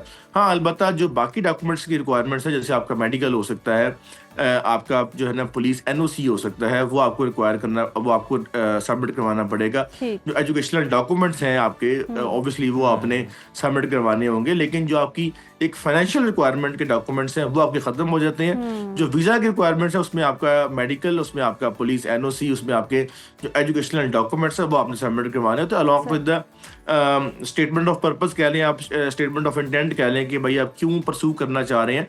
जो डॉक्यूमेंट्स आपने स्कॉलरशिप के लिए यूनिवर्सिटी को जमा करवाए हैं, ऑलमोस्ट वही डॉक्यूमेंट आपने दोबारा फिर एम्बेसी को भी जमा करवाने होते हैं, along with the letter of grant of your scholarship. सही, ये तो होगी डॉक्यूमेंट्स की बात। अजीम, जितने भी तलबा हैं जो स्कॉलरशिप पर जाते हैं, उनकी कहीं ना कहीं विश होती है कि वो काम भी करें, तो खलीजी ममालिक में तालिब इल्म जो हैं वो वीज़ा पर पार्ट टाइम जॉब की इजाज़त उनको होती है या नहीं होती है, कर सकते हैं? देखिए, जो गल्फ कंट्रीज हैं यहाँ पर मोस्टली जो है ना वो जॉब का परमिशन नहीं होता। अलबत्ता जब आप जा रहे होते हैं मास्टर्स के लिए और आप जा रहे होते हैं पीएचडी के लिए या फेलोशिप के लिए जा रहे होते हैं तो फिर आपको अलाउ होता है। लेकिन बहुत सारी जो स्कॉलरशिप्स हैं वो आपको अब ये डिपेंड करता है कि आपको कौन सी स्कॉलरशिप मिली है, क्योंकि हर स्कॉलरशिप की जो आपकी कह लें कि टर्म्स एंड कंडीशंस है वो डिफरेंट होती हैं। बहुत सारी स्कॉलरशिप जो है ना वो आपको अलाउ नहीं करती कि आप वहाँ पे जाके जॉब करें, क्योंकि दे हैव देयर ओन क्लेम कि भाई हम आपकी ट्यूशन फीस भी आप दे रहे हैं, अब आपकी हम जो है ना वो आपका जो स्टाइपेंड भी दे रहे हैं, आपको लिविंग भी दे रहे हैं, और प्लस चूंकि ये जितनी भी आपको बेनिफिट्स मिल रहे हैं ये आपको मिलने हैं इंस्टॉलमेंट्स के अंदर, यानी कि हर 4 माह बाद 6 माह बाद आपका चेक होना है, सीजीपी चेक होना है, आपकी परफॉर्मेंस चेक होनी है, आपकी एकेडमिक जो है ना वो चीज़ें चेक होनी है। तो it becomes very hard for a student to do part time job with the scholarship, क्योंकि उसने अपने आप को मेंटेन भी करना होता है, अपने रिसर्च भी करनी। अच्छा अजीम, ये भी कहा जाता है कि आपको स्कॉलरशिप मिलने का जो क्राइटेरिया है वो ये भी है कि आपने पहले जिस कंट्री में जाना है वहाँ पे आपने कोई सुपरवाइजर तलाश करना है, यानी ये एमफिल वगैरह के लिए, पीएचडी के लिए। तो ये बताइएगा क्या ये वाकई बात दुरुस्त है, कितना इंपॉर्टेंट होता है ये? देखिए, अगर आप जा रहे हैं मास्टर्स बाय रिसर्च में, या आप जा रहे हैं पीएचडी प्रोग्राम के अंदर, या फेलोशिप में जा रहे हैं, पोस्ट डॉक में जा रहे हैं, ओके, तो उसके लिए जो भी स्कॉलरशिप आएगी उसमें ये क्लियर कट लिखा होगा कि स्कॉलरशिप आपको तब मिलेगी जब आपके पास यूनिवर्सिटी का ऑफर लेटर होगा। सही। यूनिवर्सिटी के ऑफर लेटर के लिए आपको सुपरवाइजर की रिक्वायरमेंट मस्ट है, क्योंकि अगर आप मास्टर बाय रिसर्च में जा रहे हैं, पीएचडी में जा रहे हैं, पोस्ट डॉक में जा रहे हैं, तो आपको सुपरवाइजर के बगैर तो वहां पे काम कर ही नहीं सकते। तो वो जो एंट्री रिक्वायरमेंट एडमिशन की, वो आपने खुद फुलफिल करनी है, वो आपने खुद कंप्लीट करनी है, उसमें उन्होंने कोई सपोर्ट नहीं करनी है आपको। 99% जो स्कॉलरशिप्स हैं वो तभी अप्लाई होती हैं जब आपके पास ऑफर लेटर हाथ में मौजूद होता है। बल्कि बहुत सारी स्कॉलरशिप जो है ना, उस पर लिखा आता है कि आपके पास ऑफर लेटर होगा तो अप्लाई कर सकते हैं, और बहुत सारी स्कॉलरशिप ऐसी भी आती हैं वो ये लिखा होता है कि आप स्कॉलरशिप अप्लाई कर दें, लेकिन जब तक आप ऑफर लेटर नहीं लेके आएंगे हम इसको आगे परसू नहीं करेंगे। और ऑफर लेटर के लिए आपको सुपरवाइजर जो है ना मस्ट है, उसके लिए आपको अपनी एफर्ट्स करनी पड़ती हैं, आप ईमेल्स करते हैं, लेकिन उसके लिए सबसे जो इंपॉर्टेंट चीज है वो ये है कि क्लाइंट की, स्टूडेंट की जो है ना, पब्लिकेशंस लाजमी होनी चाहिए। हमारे यहाँ प्रॉब्लम ये है कि बहुत सारे बच्चे इसलिए रह जाते हैं क्योंकि उनकी पब्लिकेशंस नहीं होती, अच्छे जर्नल्स के अंदर नहीं होती, उनके रिसर्च आर्टिकल जो है ना इतने फेमस नहीं होते, क्योंकि बहुत सारे जो सुपरवाइजर हैं वो आपको इसलिए अप्रोच कर लेते हैं, खुद भी अप्रोच कर लेते हैं आपको वो, कि अगर आपका किसी अच्छे जर्नल में पेपर पब्लिश हुआ हो, आर्टिकल पब्लिश हुआ हो, वो खुद भी आपको अप्रोच कर लेते हैं। अगर आप नहीं भी अप्रोच कर रहे, जैसे कि आप पहले भी बता रहे थे कि अगर स्कॉलरशिप मेंटेन कर लेते हैं तो ऐसे तो उन्हें जॉब का वक्त ही नहीं मिलता। इन केस अगर बच्चा मेंटेन नहीं कर पाता अपनी स्कॉलरशिप, उस तरह से सीजीपीए नहीं ला पाता है, स्कॉलरशिप कैंसिल होने की सूरत में फिर क्या होता है? देखिए, फिर उनके बच्चे को 2 ऑप्शन दिए जाते हैं कि या तो आप जो है ना वो कंट्री लीव कर दें, आपको जिसे ड्रॉप ऑफ कहते हैं कि आपको हम ड्रॉप आउट कर रहे हैं, आपको हम कोर्स से निकाल रहे हैं, या अगर आप समझते हैं कि आप खुद अपने आप को सपोर्ट कर सकते हैं, तो आप जो है ना यहाँ से ऑनवर्ड जो है ना अपने आप को खुद सपोर्ट करना स्टार्ट कर दें, क्योंकि आपने जो रिक्वायरमेंट्स हैं वो फुलफिल नहीं की, जो कि उसको कैरी फॉरवर्ड करने की रिक्वायरमेंट्स थी सीजीपीए की और रिसर्च की, या जो भी आपके ऊपर एक अदगन लगा टर्म्स एंड कंडीशन थी आपने फुलफिल नहीं की, तो obviously they have the right to cancel the scholarship. और उसके बाद आपको 2 ऑप्शन देंगे, या तो आप खुद बियर कर ले सारे एक्सपेंस, या फिर आप कंट्री लीव कर दें, आप यहाँ से ड्रॉप आउट कर दें और वापस अपने कंट्री में चले जाएं। बिल्कुल, अगर स्कॉलरशिप मिल भी जाती है तो फिर बिल्कुल ख्याल रखना है, अपनी आपने हाजिरियां पूरी रखनी है, और उसके अलावा आपने पढ़ना भी है कि नंबर पूरे। अच्छा, ये बताएं, अमेरिका की बात करें, ब्राइट या नॉलेज कॉरिडोर स्कॉलरशिप जो है, इस पर वीज़ा रिजेक्शन की आप क्या समझते हैं? यकीनन कोई गलतियां होती हैं जो रह जाती हैं जिसकी वजह से वीज़ा रिजेक्ट होता है। बड़ी वजूहात क्या है वीज़ा रिजेक्शन की? चीन और हंगरी जैसे ममालिक में वीज़ा प्रोसेस निस्बतन ईजी क्यों समझा जाता है? देखिए, अमेरिका का सबसे बड़ा प्रॉब्लम ये है कि अमेरिका जब भी वीजा रिफ्यूज करता है वो रीजन नहीं बताता। अच्छा। वो एक पेपर है, येलो पेपर है, जिसके ऊपर उन्होंने सेक्शन 514B का हवाला दिया हुआ है, जो कि उनका एक इमिग्रेशन ऑर्डिनेंस का सेक्शन है। हर बंदे को उसमें 10 से 12 पॉइंट्स हैं जिसके ऊपर वो आपको रिफ्यूज कर सकते हैं। हर एप्लीकेंट को, खा वो स्टूडेंट है, खा वो विजिट वीजा का एप्लीकेंट है, वर्क वीजा का कोई भी एप्लीकेंट है, उसको पेपर दे देंगे। वो उस पेपर के ऊपर वो 6 लाइनें लिखी हुई हैं, वो सबके लिए वो सेम है, मतलब कि उन्होंने वो इकट्ठे प्रिंट करवा के रखे हुए 5 लाख, वो सबको वही देने हैं। वो सबसे बड़ा प्रॉब्लम ये है कि वो अपनी जो रीजन है वो डिस्क्लोज नहीं करता यूएसए। हाँ, अलबत्ता रीजन क्या हो सकती है? देखिए, जैसे हमने पहले भी आपके शो में मैं ये बता चुका हूँ कि दे सर्च फॉर योर जो सोशल मीडिया अकाउंट्स हैं उनको देखते हैं, आपके लॉ एंड ऑर्डर को जो है ना, आप लॉ एंड ऑर्डर के लिए क्वेश्चन मार्क तो नहीं है, आपकी प्रोफाइल क्या है, आपने कौन कौन सा ईमेल आईडी यूज किया हुआ है, आपकी गूगल की हिस्ट्री चेक कर सकते हैं। मैं बड़े दबे अल्फाज में ये लफ्ज यूज कर रहा हूँ कि they have access to many things, ठीक है। वो आपको हर जगह जाकर चेक कर सकते हैं, और कहीं पर भी उनको लगता है कि आप जो है ना वो आपका ग्रे एरिया आ रहा है उनके सामने, तो आपको वो रिफ्यूज कर सकते हैं। चाइना का, हंगरी का जो सिस्टम है वो थोड़ा सा डिफरेंट इसलिए है कि वो जो है ना अपने यूनिवर्सिटीज को जो उनका लेटर है स्कॉलरशिप का या एडमिशन का लेटर है उसको ऑन करते हैं। वो समझते हैं कि अगर हमारे यूनिवर्सिटीज ने कंप्लायंस चेक करके, बच्चे को चेक करके, सारा कुछ जो है ना वो गो थ्रू करके अगर इसको जो है ना वो लेटर दिया है, तो इट मींस कि वी हैव टू यानी कि अजीम, आपके कहने का मतलब है चाइना जैसी कंट्री में पाकिस्तानी तलबा के लिए सिफारती और हुकूमती सतह पर सहूलियात ज्यादा हैं। Yes we can say that वैसे भी आपको पता है कि पाकिस्तान चाइना फ्रेंडशिप बहुत फेमस है और चाइना के पास इस वक्त बजट भी ज्यादा है और उसके पास यूनिवर्सिटीज भी बहुत ज्यादा है एज कम्पेयर टू अमेरिका। अच्छा अजीम, जरा ये भी बताइएगा, हम चाहते हैं कि ताकि लोग फ्रॉड से भी बच सकें। तरह तरह के आजकल फ्रॉड हो रहे हैं, व्हाट्सएप ग्रुप्स में मैसेज आते हैं, और अब मैंने ईमेल खोला इनबॉक्स तो जनाब उसके अंदर एक स्पॉन्सर आ रहा था कि आप चेक करें कि आप कनाडा के लिए अहल हैं या नहीं है। तो ये बताएं, ये कितना स्कैम होता है और कितनी रिलायबल या फिर होती हैं, बचना कितना ज़रूरी है, किस तरह से आप सेफ रह सकते हैं? देखिए पहली बात ये है कि आप अनटिल अनलेस आपने कोई लेटर सब्सक्राइब ना किया हो किसी पोर्टल का, not a country, not a official, अगर आपने कोई सब्सक्राइब किया हुआ है फुल ब्राइट को या स्कॉलरशिप पोर्टल को या सीईसी स्कॉलरशिप को आपने सब्सक्राइब किया हुआ है तो वो ऑफिशियल वहां से ईमेल आपको आ सकती है। अदरवाइज ऐसी वैसी कोई ईमेल नहीं वही ना आती। अजीम, वही वाली मिसाल है, मैं यहाँ पे ये मेंशन कर दूं, फिर आप अपनी बात मुकम्मल कीजिएगा कि आपने जीतो पाकिस्तान में पार्टिसिपेट किया भी नहीं होता फिर भी आपके नाम निकल रहे होते हैं धड़ाधड़ वहां से। बिल्कुल ऐसे ही है, बिल्कुल ऐसे ही है। ऐसी कोई ईमेल आपको कंट्री या वहां से नहीं आती। सबसे दो तीन क्राइटेरिया हैं उसको चेक करने के लिए कि क्या वो जो ईमेल है वो फेक है या वो ओरिजिनल है। नंबर 1 सबसे पहले आप जो जिसने आपको सेंडर है ना, आप चेक करें कि उसका जो डोमेन है वो कौन सा डोमेन है। आप देखेंगे कि वो जो डोमेन है वो यूजुअली जीमेल का होगा या आउटलुक का ही होगा, वो किसी यूनिवर्सिटी या वो किसी वेबसाइट का डोमेन नहीं होगा। ठीक है, अगर वो किसी वेबसाइट का डोमेन होगा भी, फॉर इंस्टेंस info@scholarship.org, अगर वो किसी वेबसाइट का डोमेन होगा भी तो वो बड़ी फिशी सी वेबसाइट होगी, मतलब कि वो कोई फेमस वेबसाइट पोर्टल नहीं होगा। थर्ड, आप जो भी वो डोमेन यूज कर रहा है आप जाकर उसको जाके चेक कर सकते हैं कि ये डोमेन कहाँ पर रजिस्टर्ड हुई थी और ये कब कितनी पुरानी डोमेन है। और ये बिल्कुल ठीक है अजीम साहब, यानी अगर आपने वो कहीं पर अप्लाई करना भी है या एलिजिबिलिटी चेक करनी भी है इस तरह के प्रमोशनल मैसेजेस की, तो आप तसल्ली जरूर करें, काउंटर चेक जरूर करें, वेबसाइट्स आपके पास मौजूद हैं। तो जनाब महफूज रहिए और इस तरह के स्कैमर से महदूद भी रहिए और स्कैमर से बच के रहिए। बहुत शुक्रिया अजीम आपका। प्रोग्राम में वक्त हो गया जी ब्रेक का, देखते रहिए सुनो पाकिस्तान। वेलकम बैक नाज़रीन। मज़ाहिया शायरी महज हंसी का ज़रिया नहीं है बल्कि समाज की तल्ख हकीकतों को मुस्कुराहट में ढालने का हुनर भी है, और ये वो फ़न है जो लम्हों में माहौल को बदल देता है, कह के बिखेर देता है। और जैसे कि अभी हम कह के बिखेर भी रहे थे और ऐसी कोई बात होगी कि उज़ैर ने मेरे साथ शेयर नहीं की थी और वो मुझे आज पता चल गई, और दिलों को करीब भी ले आता है और दिलों को दूर भी कर सकता है।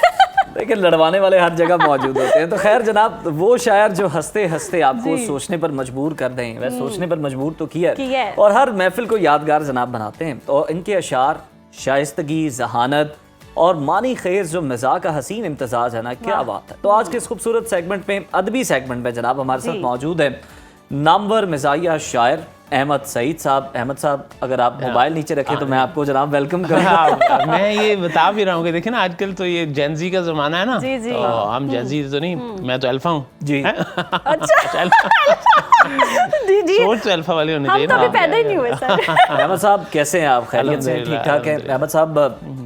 हम देख रहे हैं कि जनाब फॉग बहुत ज्यादा है, धुंध है, ताज़ा सब्जियां शहर में पहुंच नहीं पा रही, तो कुछ ताज़ा कलाम आप ही पेश कर दें आज बड़ा तफरीह तबाह के लिए, नाज़रीन आपके लिए, हमारे लिए और आप दोनों के लिए, बल्कि के मौसम जो के हवाले से माहौल शुरू कर चल रहा है, मौसम भी है, दिल का मौसम भी है, और इसमें आएगी बात कि आजकल जो महंगाई और हर तरफ अफरा तफरी अब हमारे है, तो वो देखिएगा कि आजकल की मोहब्बतें कैसी होती हैं। अच्छा, वाह। कि आपसे इसलिए मोहब्बत है, आपसे इसलिए मोहब्बत है, मुझको पैसों की कुछ ज़रूरत है। आजकल तो यही है, लड़के पे आता है। आपसे इसलिए मोहब्बत है, मुझको पैसों की कुछ ज़रूरत है, गालियाँ स्टाइल से वो देती हुई, गालियाँ स्टाइल से वो देती हुई, हाय कितनी वो खूबसूरत है। वाह वाह वाह। आप एक्सेप्ट करें। गालियाँ हमें पड़ जाती हैं, कोई बात नहीं। गालियाँ स्टाइल से वो देती हुई, लेकिन स्टाइल से हो, गालियाँ स्टाइल से वो देती हुई, हाय कितनी वो खूबसूरत है, और एक अदारे में साथ हैं दोनों। एक किनारे में है साथ दोनों। देखिए कोई मुमासलत वो प्रोग्राम नहीं आता जब कोई भी मुमासलत महज इत्तफाकिया होती है। डिस्क्लेमर याद है मुझे। एक इदारे में है साथ दोनों, अदारे में साथ हैं दोनों, सही। रोज मिलने में ये सहूलत है, आपसे इसलिए मोहब्बत है, मुझको पैसों की कुछ जरूरत है। इसी तरह एक तो पंजाबी का कलाम भी जी कि रन मुरीदा दफा भी हो। मतलब किसी को मैं कह नहीं, ये कहीं फील की जा रही है बात आपने जो कर दी है। नहीं ये जो अच्छा ये हम में रिलेट कर पा सकते। नहीं वैसे ये कह के तो मैं खुद भी फील कर वैसे आपको हफ्ते में 2 बार आना चाहिए। ये लाफ्टर ये बड़ी कमाल शायरी है। प्लीज मैं चाहता हूँ इसे कंप्लीट करें। रन मुरीदा दफा भी हो, बस हो। रन मुरीदा दफा भी हो। हाँ वाह, रन मुरीदा दफा भी हो, जा बेगम दे कपड़े तो। सही बात है। रन मुरीद देखिए इससे बचत भी होगी। देखो आपने रखी है कपड़े धोने, हाँ उस ऑटोमेटिक मशीन ऑटोमेटिकली देखे ना कहाँ से कि रन मुरीदा दफा भी हो, जा बेगम दे कपड़े तो। और आजकल टाफी लैन भी जाइए, टाफी हाँ लैन भी जाइए, चॉकलेट कर लें आपके लिए। आप जरा यंग जनरेशन है, आपको टाफी की समझ। टाफियां खाई हमने, अच्छा टाफियां खाई। आजकल चॉकलेट लैन भी जाइए, लग जाता है पूरा 100। वैसे चॉकलेट उन 100 दी आती नहीं आती। हाँ, इसलिए मैं तो टाफी पे था। टाफी भी टाफी है वैसे, टाफी आ जाती है। तो ये एक वो इशारा होता है ना, इशारे किनायों में जो बात होती है शायरी में कि आजकल टाफी लैन भी जाइए, लग जाता है पूरा 100। कुक्कड़ शुक्कड़ देगा चाड़ो, पेट च मेरे पैंदी खो। खो समझते ना, कपड़े जे तू तोले ने, चल हुन छेती पांडे तो। ये रन मुरीद का हाल है, इसमें वाह नहीं करना। मजे की बात काम लेकिन खूबसूरती बात यह है कि आपने लड़कियों को तो पंजाबी आती नहीं हमारे आजकल, लेकिन आप क्योंकि शोबिस से हैं जी तो माशाल्लाह नहीं अल्हम्दुलिल्लाह पंजाबी भी और शेर भी देखे ना उन्होंने कैसे मिसरा उठाया है कि कुक्कड़ शुक्कड़ देगा चाड़ो, पेट च मेरे पैंदी खो, और रोज ही कपड़े तो पावे, कदे तो अपना अंदर तो। रोज ही कपड़े तो पावे, हाँ दिस इज समथिंग। कदे तो अपना अंदर तो। और आपके लिए शेर है कि इश्क ता मंगे फुल स्पीडा, इश्क ता मंगे फुल स्पीडा, वाह वाह, तू हैगा वहां बहुत स्लो।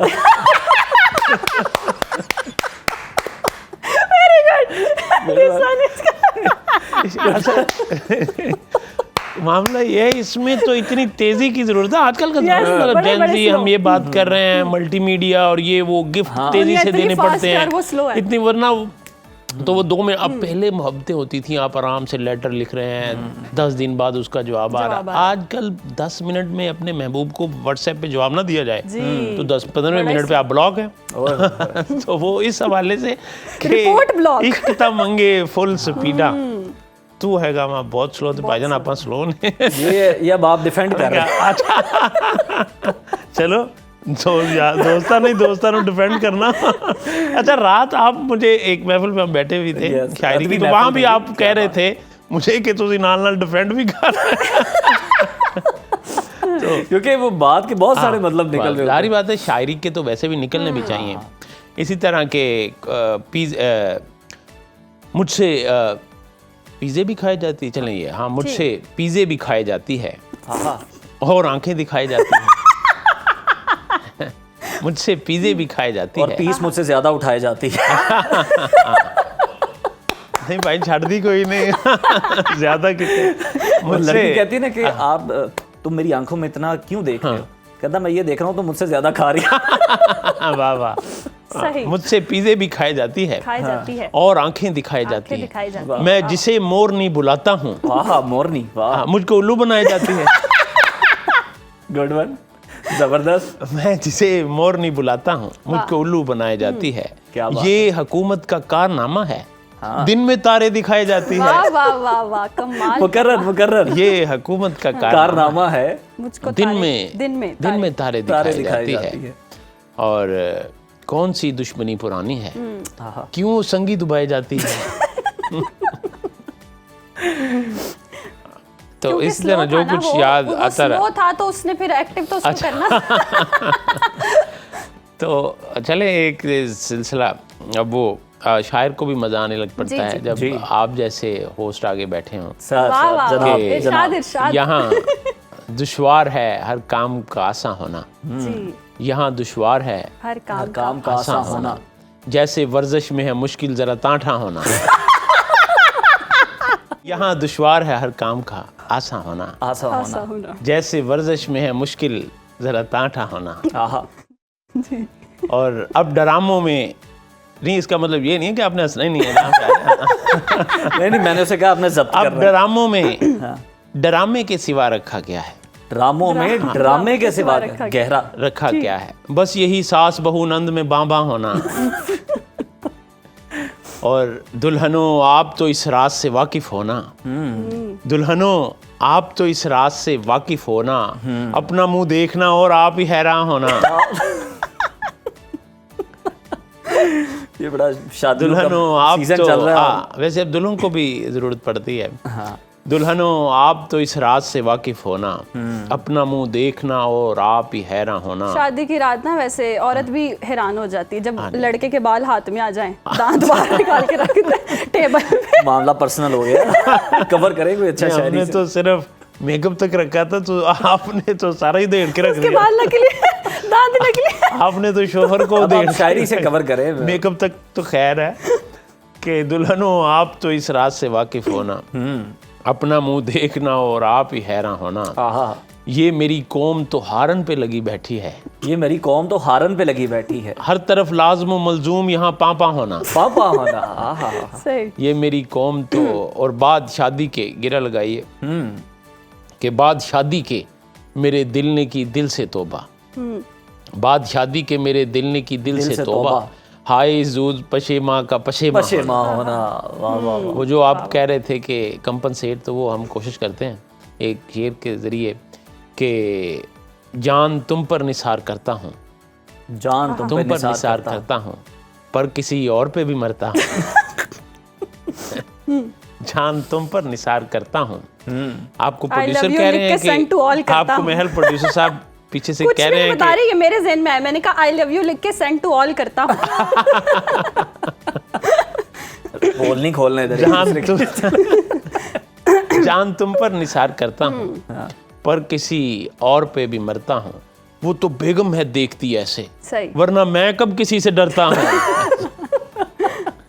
वो तो बेगम है देखती ऐसे, बहुत खूब, वरना मैं कब किसी से डरता हूँ। एक नज्म सुनाना चाहूंगा। जरूर। वलैत समझती हैं आप? जी जी। जी इतनी चंगी पंजाबी समझते तो वलैत की तरह समझोगे समझते हम कि जो भी यूरोपियन या अमेरिका ऑस्ट्रेलिया से वो रिश्ता जब लेने आते हैं ऐसे खूबसूरत नौजवान का, तो उनकी क्या डिमांड्स होती हैं, देखिएगा। तमहीद अच्छी बांध के बुरा सलूक ना कीजिएगा। हकीकत तो यही है कि वलैतन आई खोल के कुंडा। वलैत से लड़के का रिश्ता आएगा या लड़की का? लड़के का ही आएगा। वलैत से ज्यादातर लड़कों के रिश्ते, ज्यादातर में के, और उसी के मजा आता है कि वलैतन आई खोल के कुंडा, पाकिस्तान चो लबन मुंडा। मुंडिया ने बहुत ज्यादा शौक है ना, लड़कियों को तो इतना नहीं है बाहर जाने का। कि वलैतन आई खोल के कुंडा, पाकिस्तान चो लबन मुंडा, हीरे वांगो सोना होवे, अंदरों भावें पूरा कुंडा।